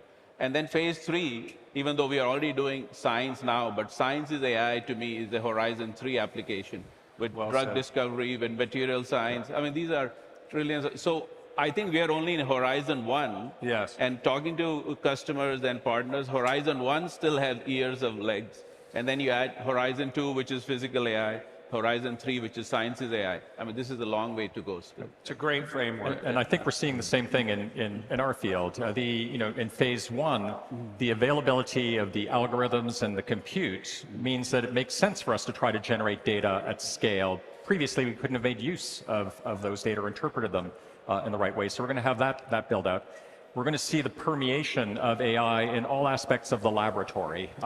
That's how people will analyze their data. It's going to become just routine and baked in. So I see steady growth, and especially with automation of the kind that George is thinking about. But also, I think it's important to try to set expectations right. It currently takes 13 years to go from starting a drug discovery program to having FDA approval. We're not going to get it down, that whole 13-year process down to 2 years. Right. Can we get it meaningfully down to 10 years? I think we should give ourselves the ambition that over the next 10 years we get down to, we cut it in half and we cut the attrition in half. Those would be huge gains in terms of bringing life-saving therapies to patients. But we have to be realistic. Some of the AI companies that started before we did are already going very quickly from starting a project to getting into clinical trials. One of the ones, there's one that announced recently, within 2 years, they went from starting a project to getting clinical trials. Normally it takes about 5 years to do that. So I think we're going to see meaningful improvements, but you also have to be realistic. But we already have an example of 7 months. Yeah. So let's not say that it's that far off necessarily. Right. And to the hybrid strategy, I think we already energy is going to be a big thing. And if we look at biological intelligence, the energy consumption there is 12 orders of magnitude better if you talk about petaflops per watt. And so we need to look at that as an example. So we'll have hybrid systems. We've already made single molecule transistors in a CMOS system. We published this 3 years ago. We're going to see more of that, molecular electronics. So hybridizing with quantum, which is quite different. Well, looping back to Brad's initial question, which is the bubble bearers, it sounds like, and I say this tongue in cheek because I'm an optimist, is you could do some pretty useful things with 100x or 1000x more compute. I mean, you could make life-saving drugs out there and things that can literally cure diseases that have never been cured before.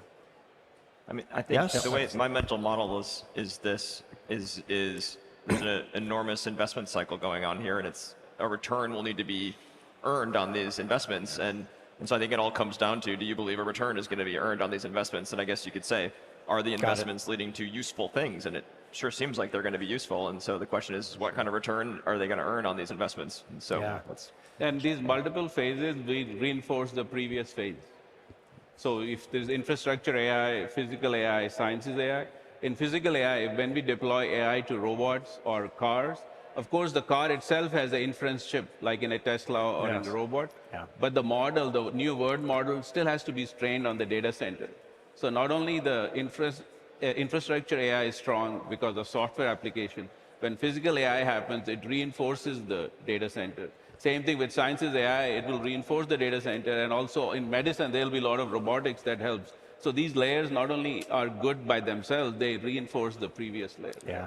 Gentlemen, this has been an amazing conversation. Science and quantum. We got a special guest, Jensen Huang, come up here and literally add some serious value here. So thank you very much, and hopefully I'll see you on the floor. Thanks. Great job moderating, guys. Thank you. All right, folks, let's check back in with CNBC's Christina Partsinevelos. Christina, we're talking here about quantum systems and a lot of science. What do you think is the smart investor play? Wow, way to put me on the spot. Remember, I'm a journalist, right? So I got to remain unbiased. And I actually am going to pivot and deflect your question because I don't want to weigh in on quantum, even though I'm learning quite a bit from just even how to stabilize the atoms. One of the points that Jensen was on the panel with you very quickly, he spoke about, having GTC here in DC because he thought President Trump was going to be here, and then 2 days ago he moved on to Korea, and we know why. Could you guys both maybe weigh in on perhaps China reopening as a market? Because I know it was a financial conference not too long ago where Jensen Huang said that they're 100% out of China at the moment. They're still working on getting those licenses. So maybe Brad and Pat, you could both weigh in with your thoughts on the Chinese market and what we could expect out of conversations later this week. Well, Christina, I mean, it's an extraordinary week. The president starting in Malaysia, going to Japan today. And then we just heard from Jensen that he's going to meet the president in Korea. And if they get a deal done as speculated with China, I think it's an extraordinary tailwinds to the market writ large. Remember, if you think about where we were in April of this year, the NASDAQ was down 20% on the year. Everybody was panicked about whether or not tariffs would upend the global economy. Now it seems like we've landed the plane on global tariffs. that we've gotten the big beautiful bill passed, as you know, out of Washington, and now we're into a rate cutting cycle. I think that there's a very good chance, because logic is on the side of NVIDIA. NVIDIA had 95% market share in China. Today it has 0. Right. If we want the world to run on the American AI stack, we ought to be competing everywhere in the world with America's AI technologies. That's included in China. And so to me, it'll be an interesting question. Do Secretary Besson and the President use rare earths in some of these trades that are going on to allow chips to be sold in China? I certainly know where NVIDIA stands on this. And as Jensen and I talked on my podcast, there are some of those who say all he cares about is selling more chips. But those of us who know Jensen know that he's an American patriot first, and he wants the U.S. to win the AI arms race when it comes to AI. 40% of the researchers and developers in AI are in China. They would prefer to use the CUDA ecosystem and build on NVIDIA chips. So let's hope that certainly, if not this week, that in the weeks ahead, U.S. chips are back in China. I think the markets are currently saying no NVIDIA chips in China. NVIDIA's told investors not to include it in their guidance. And so we'll see. But I think there is a chance, because I think logic is on the side of NVIDIA being able to compete in China. I think it's good for the U.S.'s race in global AI. Okay. Yeah, Brad, really nailed it here, and I'm glad you hit both the import and the export portion of that. But I actually have a special guest right next to me that we can continue this China conversation if you guys don't mind, and give you a little bit of a break. Anirudh, the TV magic, you just came off of set. This is the first time I'm meeting you cold turkey like this, so thank you for doing that quick move. Congratulations on your quarter as well. I was going through the transcription last night, and there was a few things that stood out. You said EDA tools would become standard. More specifically, you said, quote, monetization approving over 2 contract cycles. So when could we start to see more meaningful revenue from this shift, if you're saying just within the next 2 contract cycles? Yeah, hi, Christina. Great to be here. I know, it was like a hard question. Boom, right into it. Well, we announced our earnings yesterday, and we raised our outlook for the year, both from a revenue and EPS standpoint. So we are very pleased with the performance. Our revenue this year is going to grow 14%. And we always focused on revenue plus margin, and our operating margin will be close to 45%. So we are pretty pleased with how we are able to monetize, of course, chip design and AI applications into chip design. But sir, maybe I'm not understanding. So does that mean in 2 cycles from now we should see a meaningful increase? Is that what you're implying in that statement? No, my statement is that we are also infusing. So Cadence has like 2 ways we are participating in AI. So one is design for AI, the other is AI for design. So when I say design for AI is the build out of the AI infrastructure. So we're working with most of the big AI companies as they build out chips and compute. And my comment on 2 contract cycle is on the second part, which is AI for design. Okay. So not only we are helping out build the AI infrastructure, we are applying AI to our own products to make them more efficient. And in any new technologies, we are very positive on the impact of the technologies, but we are always prudent in terms of when it will translate to business.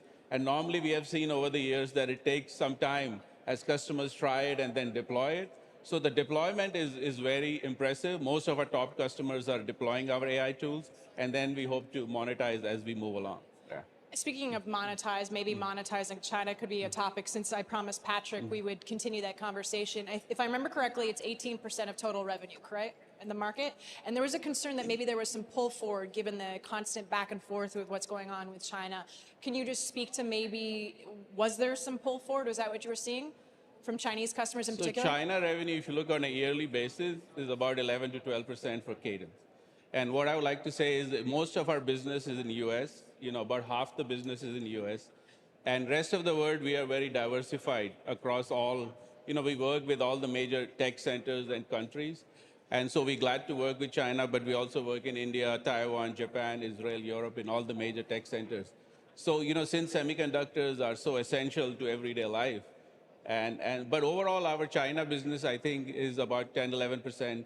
And, but it is higher in Europe, it's higher in the rest of Asia. And the settlement is clear now. I think it was like $140 billion, right? So that's done, yes, all done. Lip-Bu Tan, the current CEO of Intel, used to be at Cadence. Is there, what do you think about what they're doing at Intel? Do you think that process of getting investments from SoftBank, the U.S. government stake, NVIDIA partnership, et cetera, what are your thoughts on that? I think Lip-Bu is doing great at Intel. You know, we're glad to partner with Lip-Bu. He's making all the right moves. And just like we're great to partner with all the leading companies. You know, we worked with NVIDIA for about 20 years. So our goal is to do innovation, provide products and to our customers so they can build even more amazing products. So we are fully supportive of all the efforts with our top customers. And we'll end with just the relationship with NVIDIA. Could you speak to just, I know you were on your panel and you were chiming in on physical AI, you're talking about how your tools are going to be used, but could you just elaborate on how the relationship has changed with NVIDIA, even within the last year or two? Yes, it's remarkable. First of all, Jensen is a true visionary. You know, what he has done and the impact he's happening on multiple industries. And we have worked very closely with Jensen and NVIDIA over the years. And the relationship has really, you know, blossomed even further in the last few years. And, you know, first of all, they use our products to build their products. You know, that's the essence of our, you know, that's how the relationship got started. But then over the last few years, we are also using their products to turbocharge our products. Right. And what is really impressive to me is how general purpose GPUs have become, you know. And now with Grace Hopper and Grace Blackwell, the combination of CPU, GPU together in one accelerated platform, along with AI, it can give a lot of speed up to our product. So we jointly announced a product 6 months ago, which can give up to 80x improvement and up to 20x lower power using the NVIDIA accelerated platform. Also in software. So our partnership on Omniverse, of course on CUDA, on Nemotron. So it's a great, you know, partnership with NVIDIA, and we really cherish that relationship. 20 years, right? Yeah. I got to leave it at that, and I'm going to see you soon. We're going to go keep this conversation going. Thank you so much. And to our audience here, I'd encourage everyone to head over to the next hall because the keynote is very, very soon, which is why I need to wrap. So back over to you guys. Yeah, that's what I'm hearing, Christina. If we don't get over there and get our seats, I know everybody's grabbing free food and coffee. Patrick and I, we have reserved seats over there. We do, but yes. I think if you don't have a reserved seat, you need to get over to the main hall. We're about ready to light it up with Jensen, and it's going to be an exciting day. But Patrick, before we do, we've saved the best for last, so why don't you introduce us to our last panel on robotics? That's right. So robots aren't coming. They're already here. In fact, AWS even announced that they had 1 million robots here in the US, but in other countries, they have a lot more. And whether it's for factories, for operating rooms, accelerating computing is training robots in simulation and deploying them into real world faster than ever before. I mean, it's the bridge between simulation and reality. Training robots to build, move, and even operate with precision once thought impossible. Here's how AI and robotics are powering a new industrial revolution.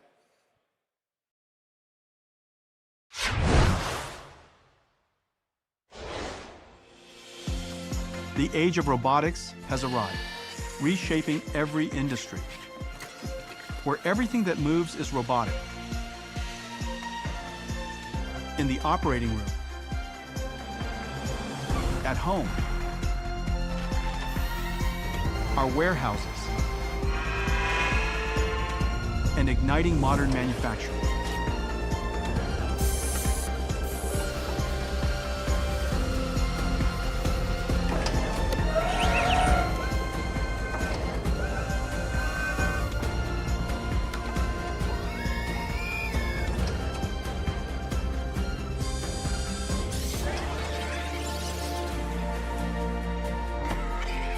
Physical AI and robotics are moving so fast. Everybody pay attention to this space. This could very well likely be the largest industry of all.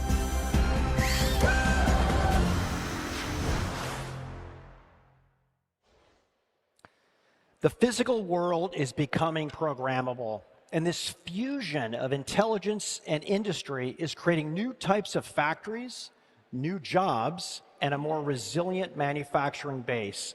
The leaders driving that transformation join us now. First, we have Peter Kurta, Chief Technology Officer and Chief Strategy Officer at Siemens AG.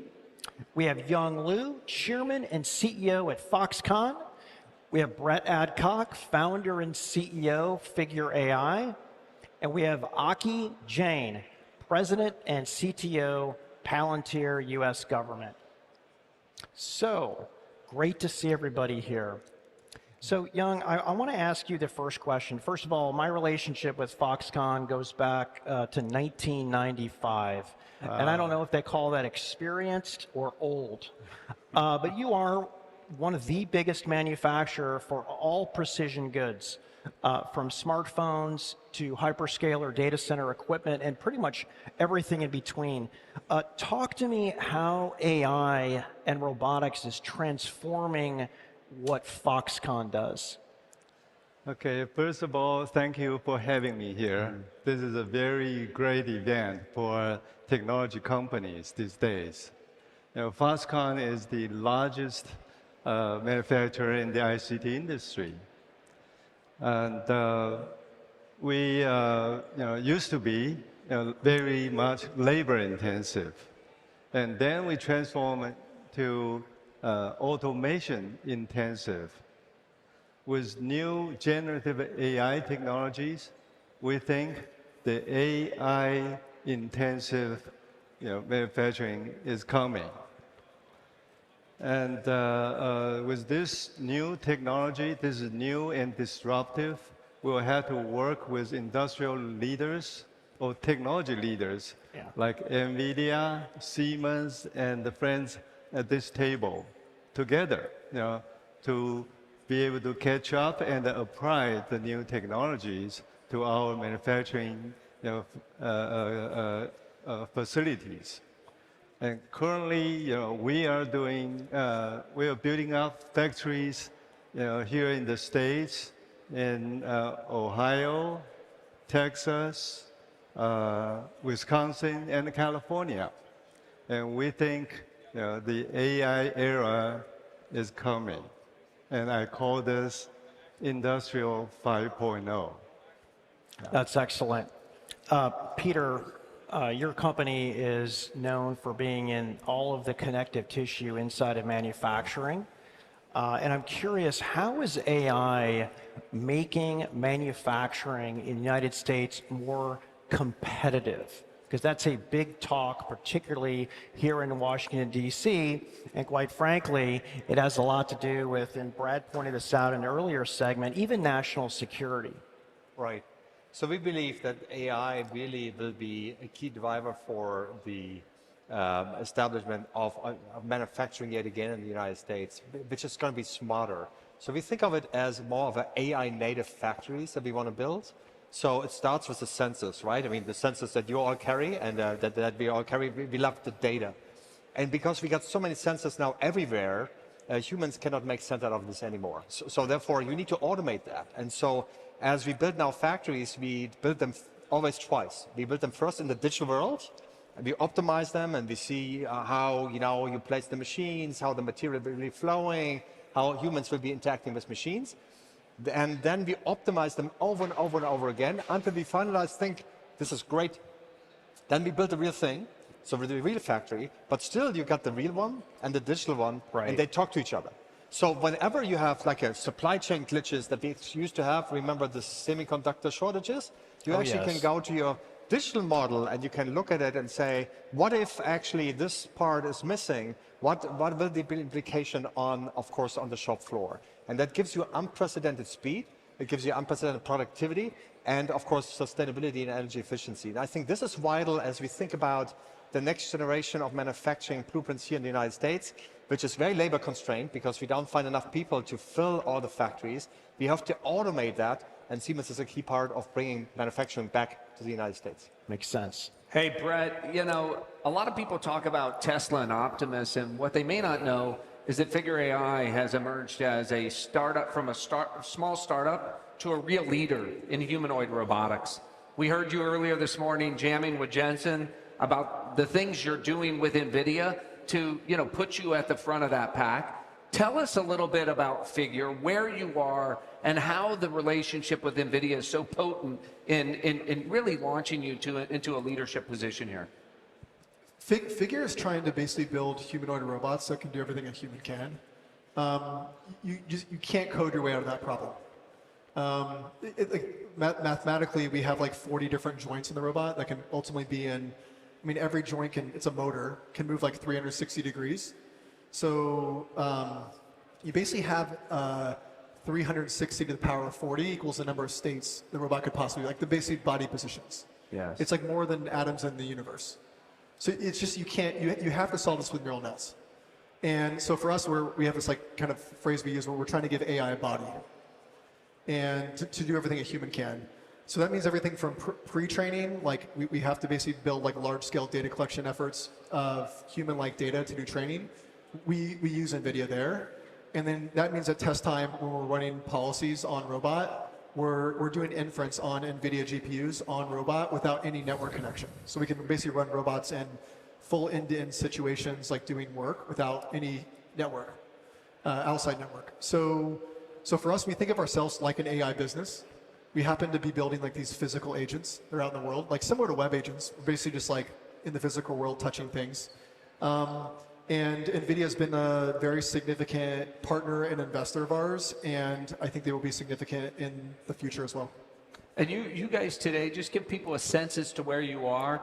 We heard 1 million, robots out at Amazon. Like, how should we be thinking about how many humanoid robots you guys are going to be producing, 2 or 3 years out? I think, to be candid, the problem that the entire space feels for humanoids is we have to solve like a general purpose robot. Yeah. You have to be able to like just talk to it and have it do anything you'd want it to do in unseen locations. That problem is not solved. That problem is 10 times, 50 times, 100 times harder than making a humanoid robot. Yeah. In my view. So the hill we need to climb, the hill we're trying to hill climb now, is how do we build a horizontal AI stack that can do everything a human can. And quite frankly, we have robots that are working in the commercial market as of right now, like to this very moment. And it's been really good for us to get those lessons learned, but it also gave us insight to build like what is the right technology stack to go build. And that technology stack is like end-to-end deep learning. And so I think for us, we're trying to hill climb that problem. In parallel, we've now announced BotQ this year, which is our basically high-scale manufacturing facility out in California. We do all final assembly testing and robot shipping from there. And that problem is hard. It's more like a consumer electronics manufacturing problem, but it's not, it dwarfs in comparison to solving a general purpose humanoid robot, which is just like on the surface, just like an incredibly hard problem. It's tractable, it's an approachable problem, but that's the problem we need to solve first. And then from there, we need to figure out how to manufacture at scale. That's like heavy automation. We need robots in the loop for end-to-end manufacturing. And we're doing it now in-house. So we figure out how to build MES systems, how we build lines, how we do end-of-line testing, how we deliver it to customer and make that better and validate it. So we're basically trying to get good at manufacturing while we're trying to solve the problems of like, how do we basically solve general robotics? Yes. Yeah. Aki, Palantir, I heard Alex say the other day, Alex Karp, of course, you're solving the ontology problem that sits between silicon and, and getting useful outcomes for companies, for businesses, for physical intelligence. Talk to us a little bit about how you think about the role that Palantir plays in, bringing us from the promise to reality. Yeah, absolutely. So if you go back to the core of what Palantir is all about, you have all these data systems, you have ERPs, MRPs, random software that people have built in the ecosystem, and all those kind of systems solve a specific problem. They have different security frameworks and whatnot. How do you provide the ergonomics, whether it's for an autonomy stack, whether it's for a factory worker, whether it's just for a human to actually answer questions about that business and optimize it? And that's really what the ontology is. It's kind of that agility layer. Your different data stacks integrate with it. They provide the security, the privacy, other controls around it, and they provide the ergonomics. The AI when Brett's done, the AI will be able to walk down the hall, and kind of sit at the water cooler and learn things about the organization, learn things about the IP, learn things about the processes. But right now it can't, right? The way it can is actually interacting with APIs. And so the ontology ends up serving as an SDK for the AI, for the agents, for the models, whether the awesome NVIDIA open models, Nematron, Cosmos, some of those capabilities, or the proprietary models. And Foundry and AIP, on top of the ontology, provide the ability for humans to orchestrate those models to achieve goals. So at the end of the day, kind of the core insight is if you reframe the data, which is what we do, into the ontology, you can reframe the operations of a factory, an organization, kind of any process at scale. Maybe, I'll start with you, Aki, on this, and we can go across the group. We've talked a lot today about open models. I think NVIDIA's contributed more to these open source libraries than any other company on the planet. We'll hear more about that later today. What do you see, really being employed in industry today, right? We obviously have these frontier labs that are producing these incredible models. But what do you see in terms of, the hybridization, maybe the ensemble model approach, maybe, some Chinese open source models that you see being leveraged by US companies, et cetera. I'd be curious what you see out there on the front lines. Yeah, well, I think right now, at least from Palantir's perspective, both across half of our business is commercial, half of our business is global government. And what I would say is, look, we always start with the big heavy cloud model from the frontier lab companies, and there was proprietary models. I got to be honest, they're moving so fast and they're so effective. So we use them, to solve any problem is the first thing we try. But we're finding more and more, especially as we move to the edge, as we're thinking about inferencing at the edge, we think about the need to start to take those models, train them on bespoke data, and then move that towards kind of more of an edge inferencing architecture that solves specific problems, either with a small language model or even something that maybe is just a traditional machine learning model for a lot of problems where data becomes critical. So we're seeing the trend of open models and the ability to take those models, quickly refine them, and kind of get to something that solves a specific problem at a low swap as being really critical. Yeah, I would concur. This is it usually starts horizontal. The horizontal ones are more open and by nature, but once you get into the use case specific applications, then actually they become more closed because you have to retrain.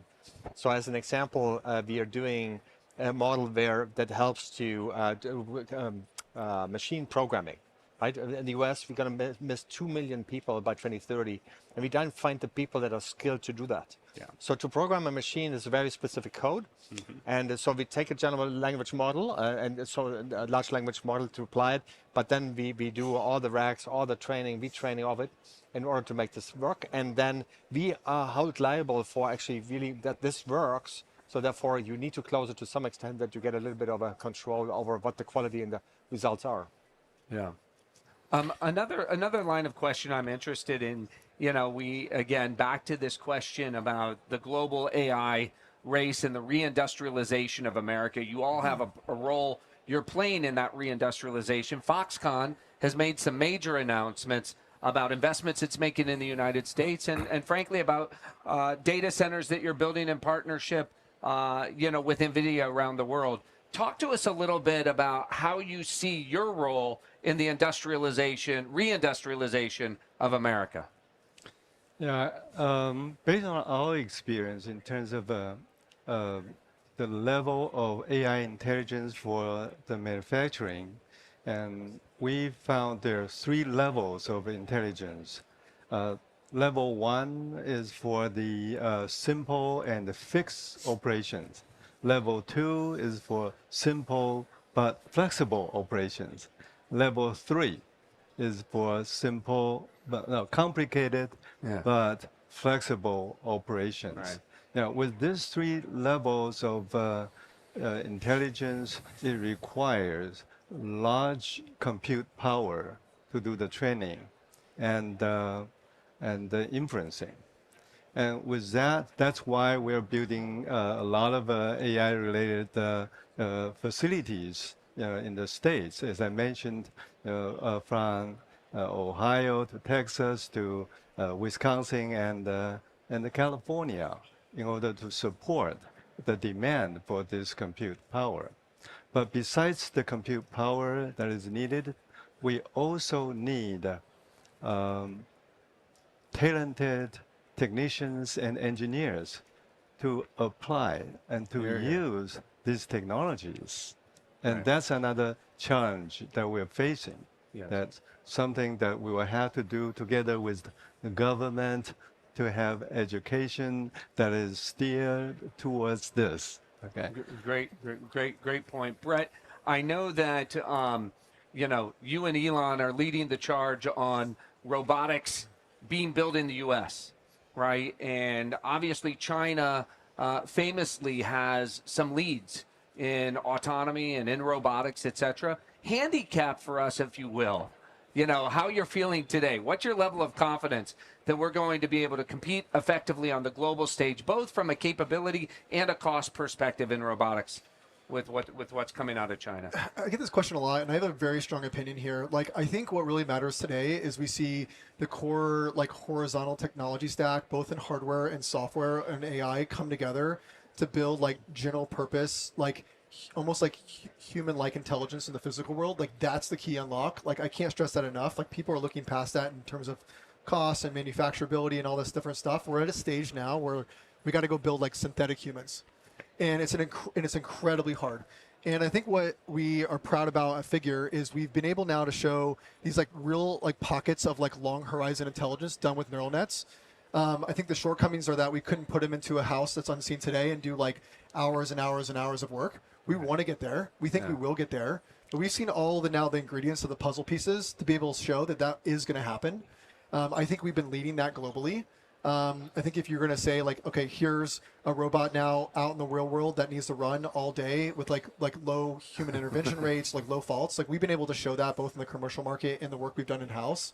I think we are, like, in a lot of ways miles ahead of other competitors we see in China in that aspect. From there, once that is solved or close to solved, it does become like a manufacturing game. This is a consumer electronics manufacturing process. It's not an automotive manufacturing process, which means we have, like, different piece parts and electronics that we need to fabricate. We need to do FATP. We need to do integration, EOL testing. We do all that extremely well. I think that is, like, an extremely tractable and surmountable problem that you can do even at scale. I mean, we produce, what, 1 billion phones a year, almost, like, by hand in some way. Like, we can definitely create, like, millions and millions of robots, like traditional consumer electronics manufacturing processes. But what is not solved is be able to do, like, real end-to-end general purpose robotics. And I think the US today, at least so I can say what we know at Figure, I think we're leading that head and shoulders globally. And we hope to continue to pull away. Like, I'm going to be jumping on a flight right after this to make the engineering stand up in today to try to continue that and pull ahead. Yeah. Brett, there's been a lot of discussion, doubts around, you know, a general purpose biped robot that can operate in the home and in the factory. I mean, you got so many people. You dropped a video of one of your robots folding laundry, and I mean, everybody went nuts. Like, hey, I want one of those. But I'm curious, where does the technology have to be where you can confidently serve both of these markets? You know, maybe put one of them into Young's factory as well. Yeah, we can do a deal here on stage. let's get a deal. Sure. You ready to do a deal? Yeah, let's do it. There we go. Listen, I think one thing we're proud about is we have a robot running right now, and our first commercial customer. It's running like a 10-hour shift as we speak. We've been doing it for almost 6 months now. We've gotten, like, operational readiness there. It's running autonomously. We've been trying to track, like, fault rates, like human intervention rates per shift. Those have all been dropping. Performance has been rising every single month. So we now have a better line of sight to what it takes to launch, like, a vertical job in, like, a commercial world. What we're also trying to tackle, and what we found, like, learned a lot last year, is we need to solve, like, the horizontal stack. Like, we need to be able to build true general purpose work to put robots into anywhere in the world. So we've basically refactored our entire, like, autonomy and AI stack from scratch. It's all done now end to end with neural nets. We think it's the only way to really scale, and it's done at the foundation level so we can scale into any work. So I think maybe to answer your question more directly, we will see robots in the commercial workforce over, like, now, and in the next, like, year or two. We will try to put more and more out. We will try to get we'll try to get cost down, reliability of the robots up. We'll try to make it really real. In parallel, we're trying to solve a robot in a home. It's been in my home now for like 3 or 4 months. Wow. We're doing small parts of this, like small parts of laundry and folding and dishes. We now have to connect all of it together like this tissue. We have to make it language conditioned so we can talk to it. We have to put it in pixel space. So there's, like, a bunch of work in, like, AI models and foundation work and pre-training that we have to go do. But we do see a path. It's like a little light in the tunnel that we want to go at. It'll definitely be solvable. This decade, like, it'll be solvable hopefully in the next few years that we can have this work. So we're excited about that. But that is like more of like a car autonomy in a city versus car autonomy in a highway. They're very different. One's like super unstructured, high variability, and like a lot of the engineering challenge is proportional to that variability. So, like, we're going head on at that problem. I would say you're going to see them in the workforce over the coming year or two. And then we will only launch a product in the home, in the workforce at scale once we feel confident of the product. Right. We will not do it early. We will not teleoperate them in market. Like we will not do any of this silly stuff. And I think that's maybe differs from other groups maybe in the space, but we are trying to build like end-to-end autonomy with low human intervention rates in this commercial end market. So once we're able to like really sell into your home, to Brad's home, we want to be really confident it's going to really work and it's going to be really safe. Can I give you my credit card now? We'll take it. Okay. We have a little machine in the back. We'll start. We're happy to punch it. Aki, you know, you guys have long been important partners to the U.S. government. You know, we obviously have had a major changing of the guard over the course of the last year. A lot of people, including Jensen, have said that this administration is far more open to Silicon Valley and technology companies coming, you know, sharing their concerns, sharing their complaints, and getting deals done. Yeah. Talk to us about how you're feeling about the state of, you know, industry-government partnership today versus what you've seen over the course of the past, you know, many years. Yeah, I mean, this is year 21 at Palantir for me, so I've seen it all. Yes, to be yes, very clear. It's like night and day, right? And that's not a knock on the prior administrations. I just think you had a particular status quo or way of doing things, and industry was often held at bay. And Silicon Valley, frankly, I mean, part of why we moved our headquarters to Denver when we went public was, you know, very much a monoculture. You couldn't have disagreement. You couldn't actually discuss national security and the importance of national security to Silicon Valley and vice versa. And so I think what you see is kind of both at the intersection of the administration, you know, taking on some really hard, gnarly challenges, at the same time as generative AI is coming through, is kind of, when you think about AI infrastructure, is kind of the way of the future. When we think about, you know, how we're going to build things, how we're going to make sure we do reindustrialize and bring a lot more capability back to being built in America, you kind of have this perfect storm in the moment and the people. And what I've been incredibly encouraged by is the openness, right? Look, every administration gets something wrong, but that ability to say, hey, that doesn't look right, and to give feedback, and frankly, for people to take calls and kind of hear that feedback from industry and think through, hey, how do we make this great for government, for every American, and for industry, I think is unparalleled. And I think that that's kind of what we're seeing right now. I think it's also then kind of on the back of that driving a huge resurgence from Silicon Valley to say, hey, we want to be, I mean, Jensen said this so many times, if you're doing work in technology, you need to spend time in DC, you need to share what you're doing, and you need to talk about how it's going to help every American out there kind of as they kind of think through this. Otherwise, there's going to be a lot of fear, uncertainty, and doubt out there. Yeah. So we also have this responsibility as technologists now to kind of share that vision, share what we're doing, share how it's actually going to help, and kind of bring the American people along. And this administration is doing that in spades. So we're thrilled by it. You know, I'm curious if you guys share the same experiences vis-a-vis Washington. I mean, I think one of the critical things this administration did was to name David Sachs, you know, the czar of AI, so that there was a technologist, a point person who could frankly walk into the White House and help break through some of the largesse that just is institutionally part of Washington. Have you all shared similar experience that we just heard as it pertains to getting stuff done in Washington? Absolutely. The willingness to listen, but also then to take actions and to implement is really, really key. And in particular, to be pro-business, understanding about where regulation is required, but where isn't. And in the industrial world, we have business-to-business relationships where obviously we have professional terms that govern the quality of service, where you don't need a lot of regulation, and where it's about speed and really making it accessible. And so we find that a very friendly way to bring that technology into the United States. Yeah. We felt the same way. You know, I think this government is quite open to the technologies and very supportive to the new technologies. Right. Yeah. So that's good.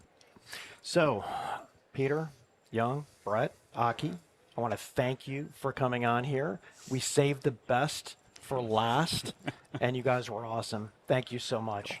Thank you. Thank you. Thank you. So let's go back down on the floor with Christina Partsenevelos. You have one more interview, a very special guest. Yeah, also the best for last, and that would be CJ Muse from Cantor Fitzgerald, who's been in the industry forever. We were just, but he looks really young. I shouldn't preface like that, but could you speak to China right now, given that is a topic President Trump was supposed to be here. We're in D.C.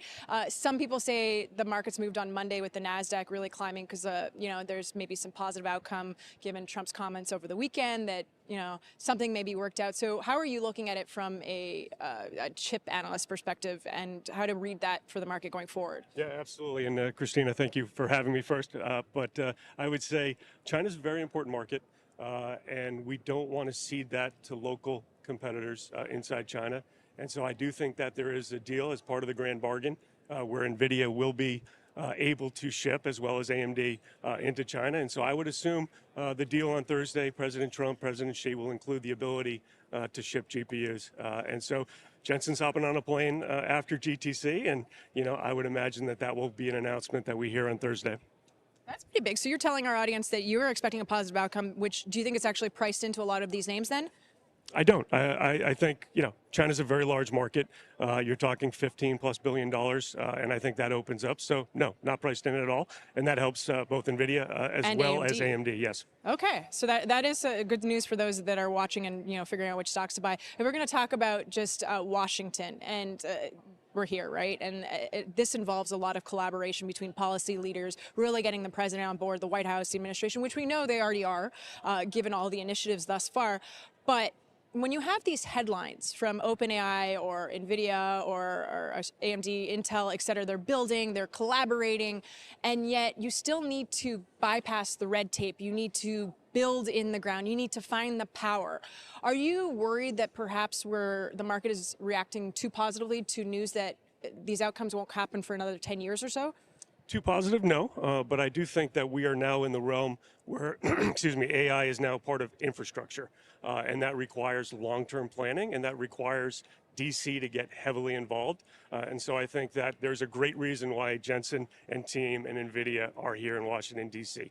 AI is critical to compete globally, right, and we need Washington on board. And so I do hope that they understand that China is investing heavily, and if we don't want to fall behind, we need to remove the red tape. We need to enable investment, and that is the greatest thing that we could possibly do. So I would say building out data centers, so building power, enabling these data centers to be built. Those are the biggest kind of bottlenecks right now, outside of TSMC manufacturing GPUs. So that's the most critical part right now, and we need Washington, D.C.'s help. Yeah, but to build a nuclear reactor is not going to happen even in the next 2 years or so. So what, if you could be more specific, like what do we need to do here in the U.S. to improve that power grid? So I'd say remove the red tape, start investing today on power. Like that would be mission critical to get the job done. And it sounds like that is the direction we're going towards, which would mean that the power suppliers in the United States, again, for the investors watching and the names, the stocks that trade on that,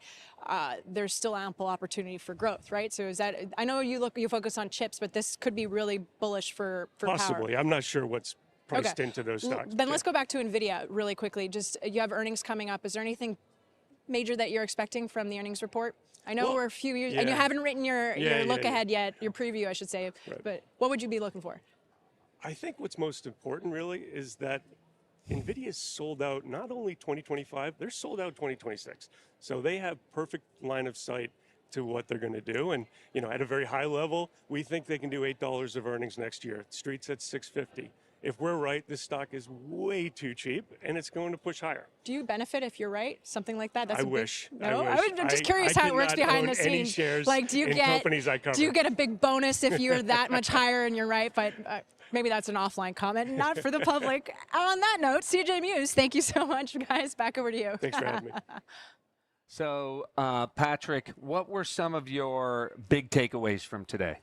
Well, first of all, I appreciated us addressing the full stack. And who knows, maybe in a year, there will be another element to the stack and we'll add another layer. I think it was just the comprehensiveness. I mean, we're going all the way from the investment funnel up front to literally building robots for homes and for commercial industrial applications. I mean, for me, it was just an optimism for American AI. Yeah. Like, there's a reason we're doing this in Washington, D.C. They say that part of the success of Silicon Valley was that it was 3,000 miles away from Washington. Right. Today, everything is happening in partnership. I think this entire ecosystem is led incredibly by NVIDIA and Jensen, who now understand the importance of coordinating with Washington and coordinating with each other, right? We're taking on something that is 10 times the size of the Manhattan Project, that is of profound consequence to our national security, our national economic security. I think it was a great choice to do it here in Washington. And what we heard, I thought, was both sober about the path ahead, that it's not going to be a line straight up and to the right, but that we have these phases that we're going to go through in terms of AI. And I leave here a lot more confident about the path ahead for the U.S. And about the coordination between Washington and Silicon Valley. Yeah, I'm with you there, Brad. I mean, the prosperity that we can provide, the diseases we can cure, and the amount of people we can put back to work, that's what I'm here for. No doubt about it. So, Christina, any final thoughts from you? It seems just after the last conversation I had with CJ Muse that we're going to expect some positive outcomes from the conversations in China, especially with Jensen traveling overseas to Korea. So I think that's maybe a positive thing to read into this. The other thing is Nokia. During, maybe you were on the panels, perhaps you didn't hear, the news came out about NVIDIA's investment, a $1 billion investment in Nokia. Shares were halted. And so this could speak to the collaborations with telecom and NVIDIA here in the United States and how we evolve towards 6G and how that will, just update through software. It's incredible. So I'm sure we're going to hear more about that news, but the stock was initially halted. And so that's something that just happened within the last hour or so. But overall, we're making news here. That's what this event is about, guys. No doubt about it. It's a big day. We woke up with the, with the president in Japan making news. OpenAI and Microsoft made news, and we're going to hear a lot more out of NVIDIA in just the next hour or two. So we're out of time. It's been an incredible day. Thanks to you, Patrick. Thanks to the entire team here at NVIDIA. Jensen Huang is about to take the keynote stage. Brad, thank you. And our thanks to the entire NVIDIA team for bringing together this the amazing guests and all the folks from around the world for coming to NVIDIA GTC Washington. Thanks for watching. Until next time.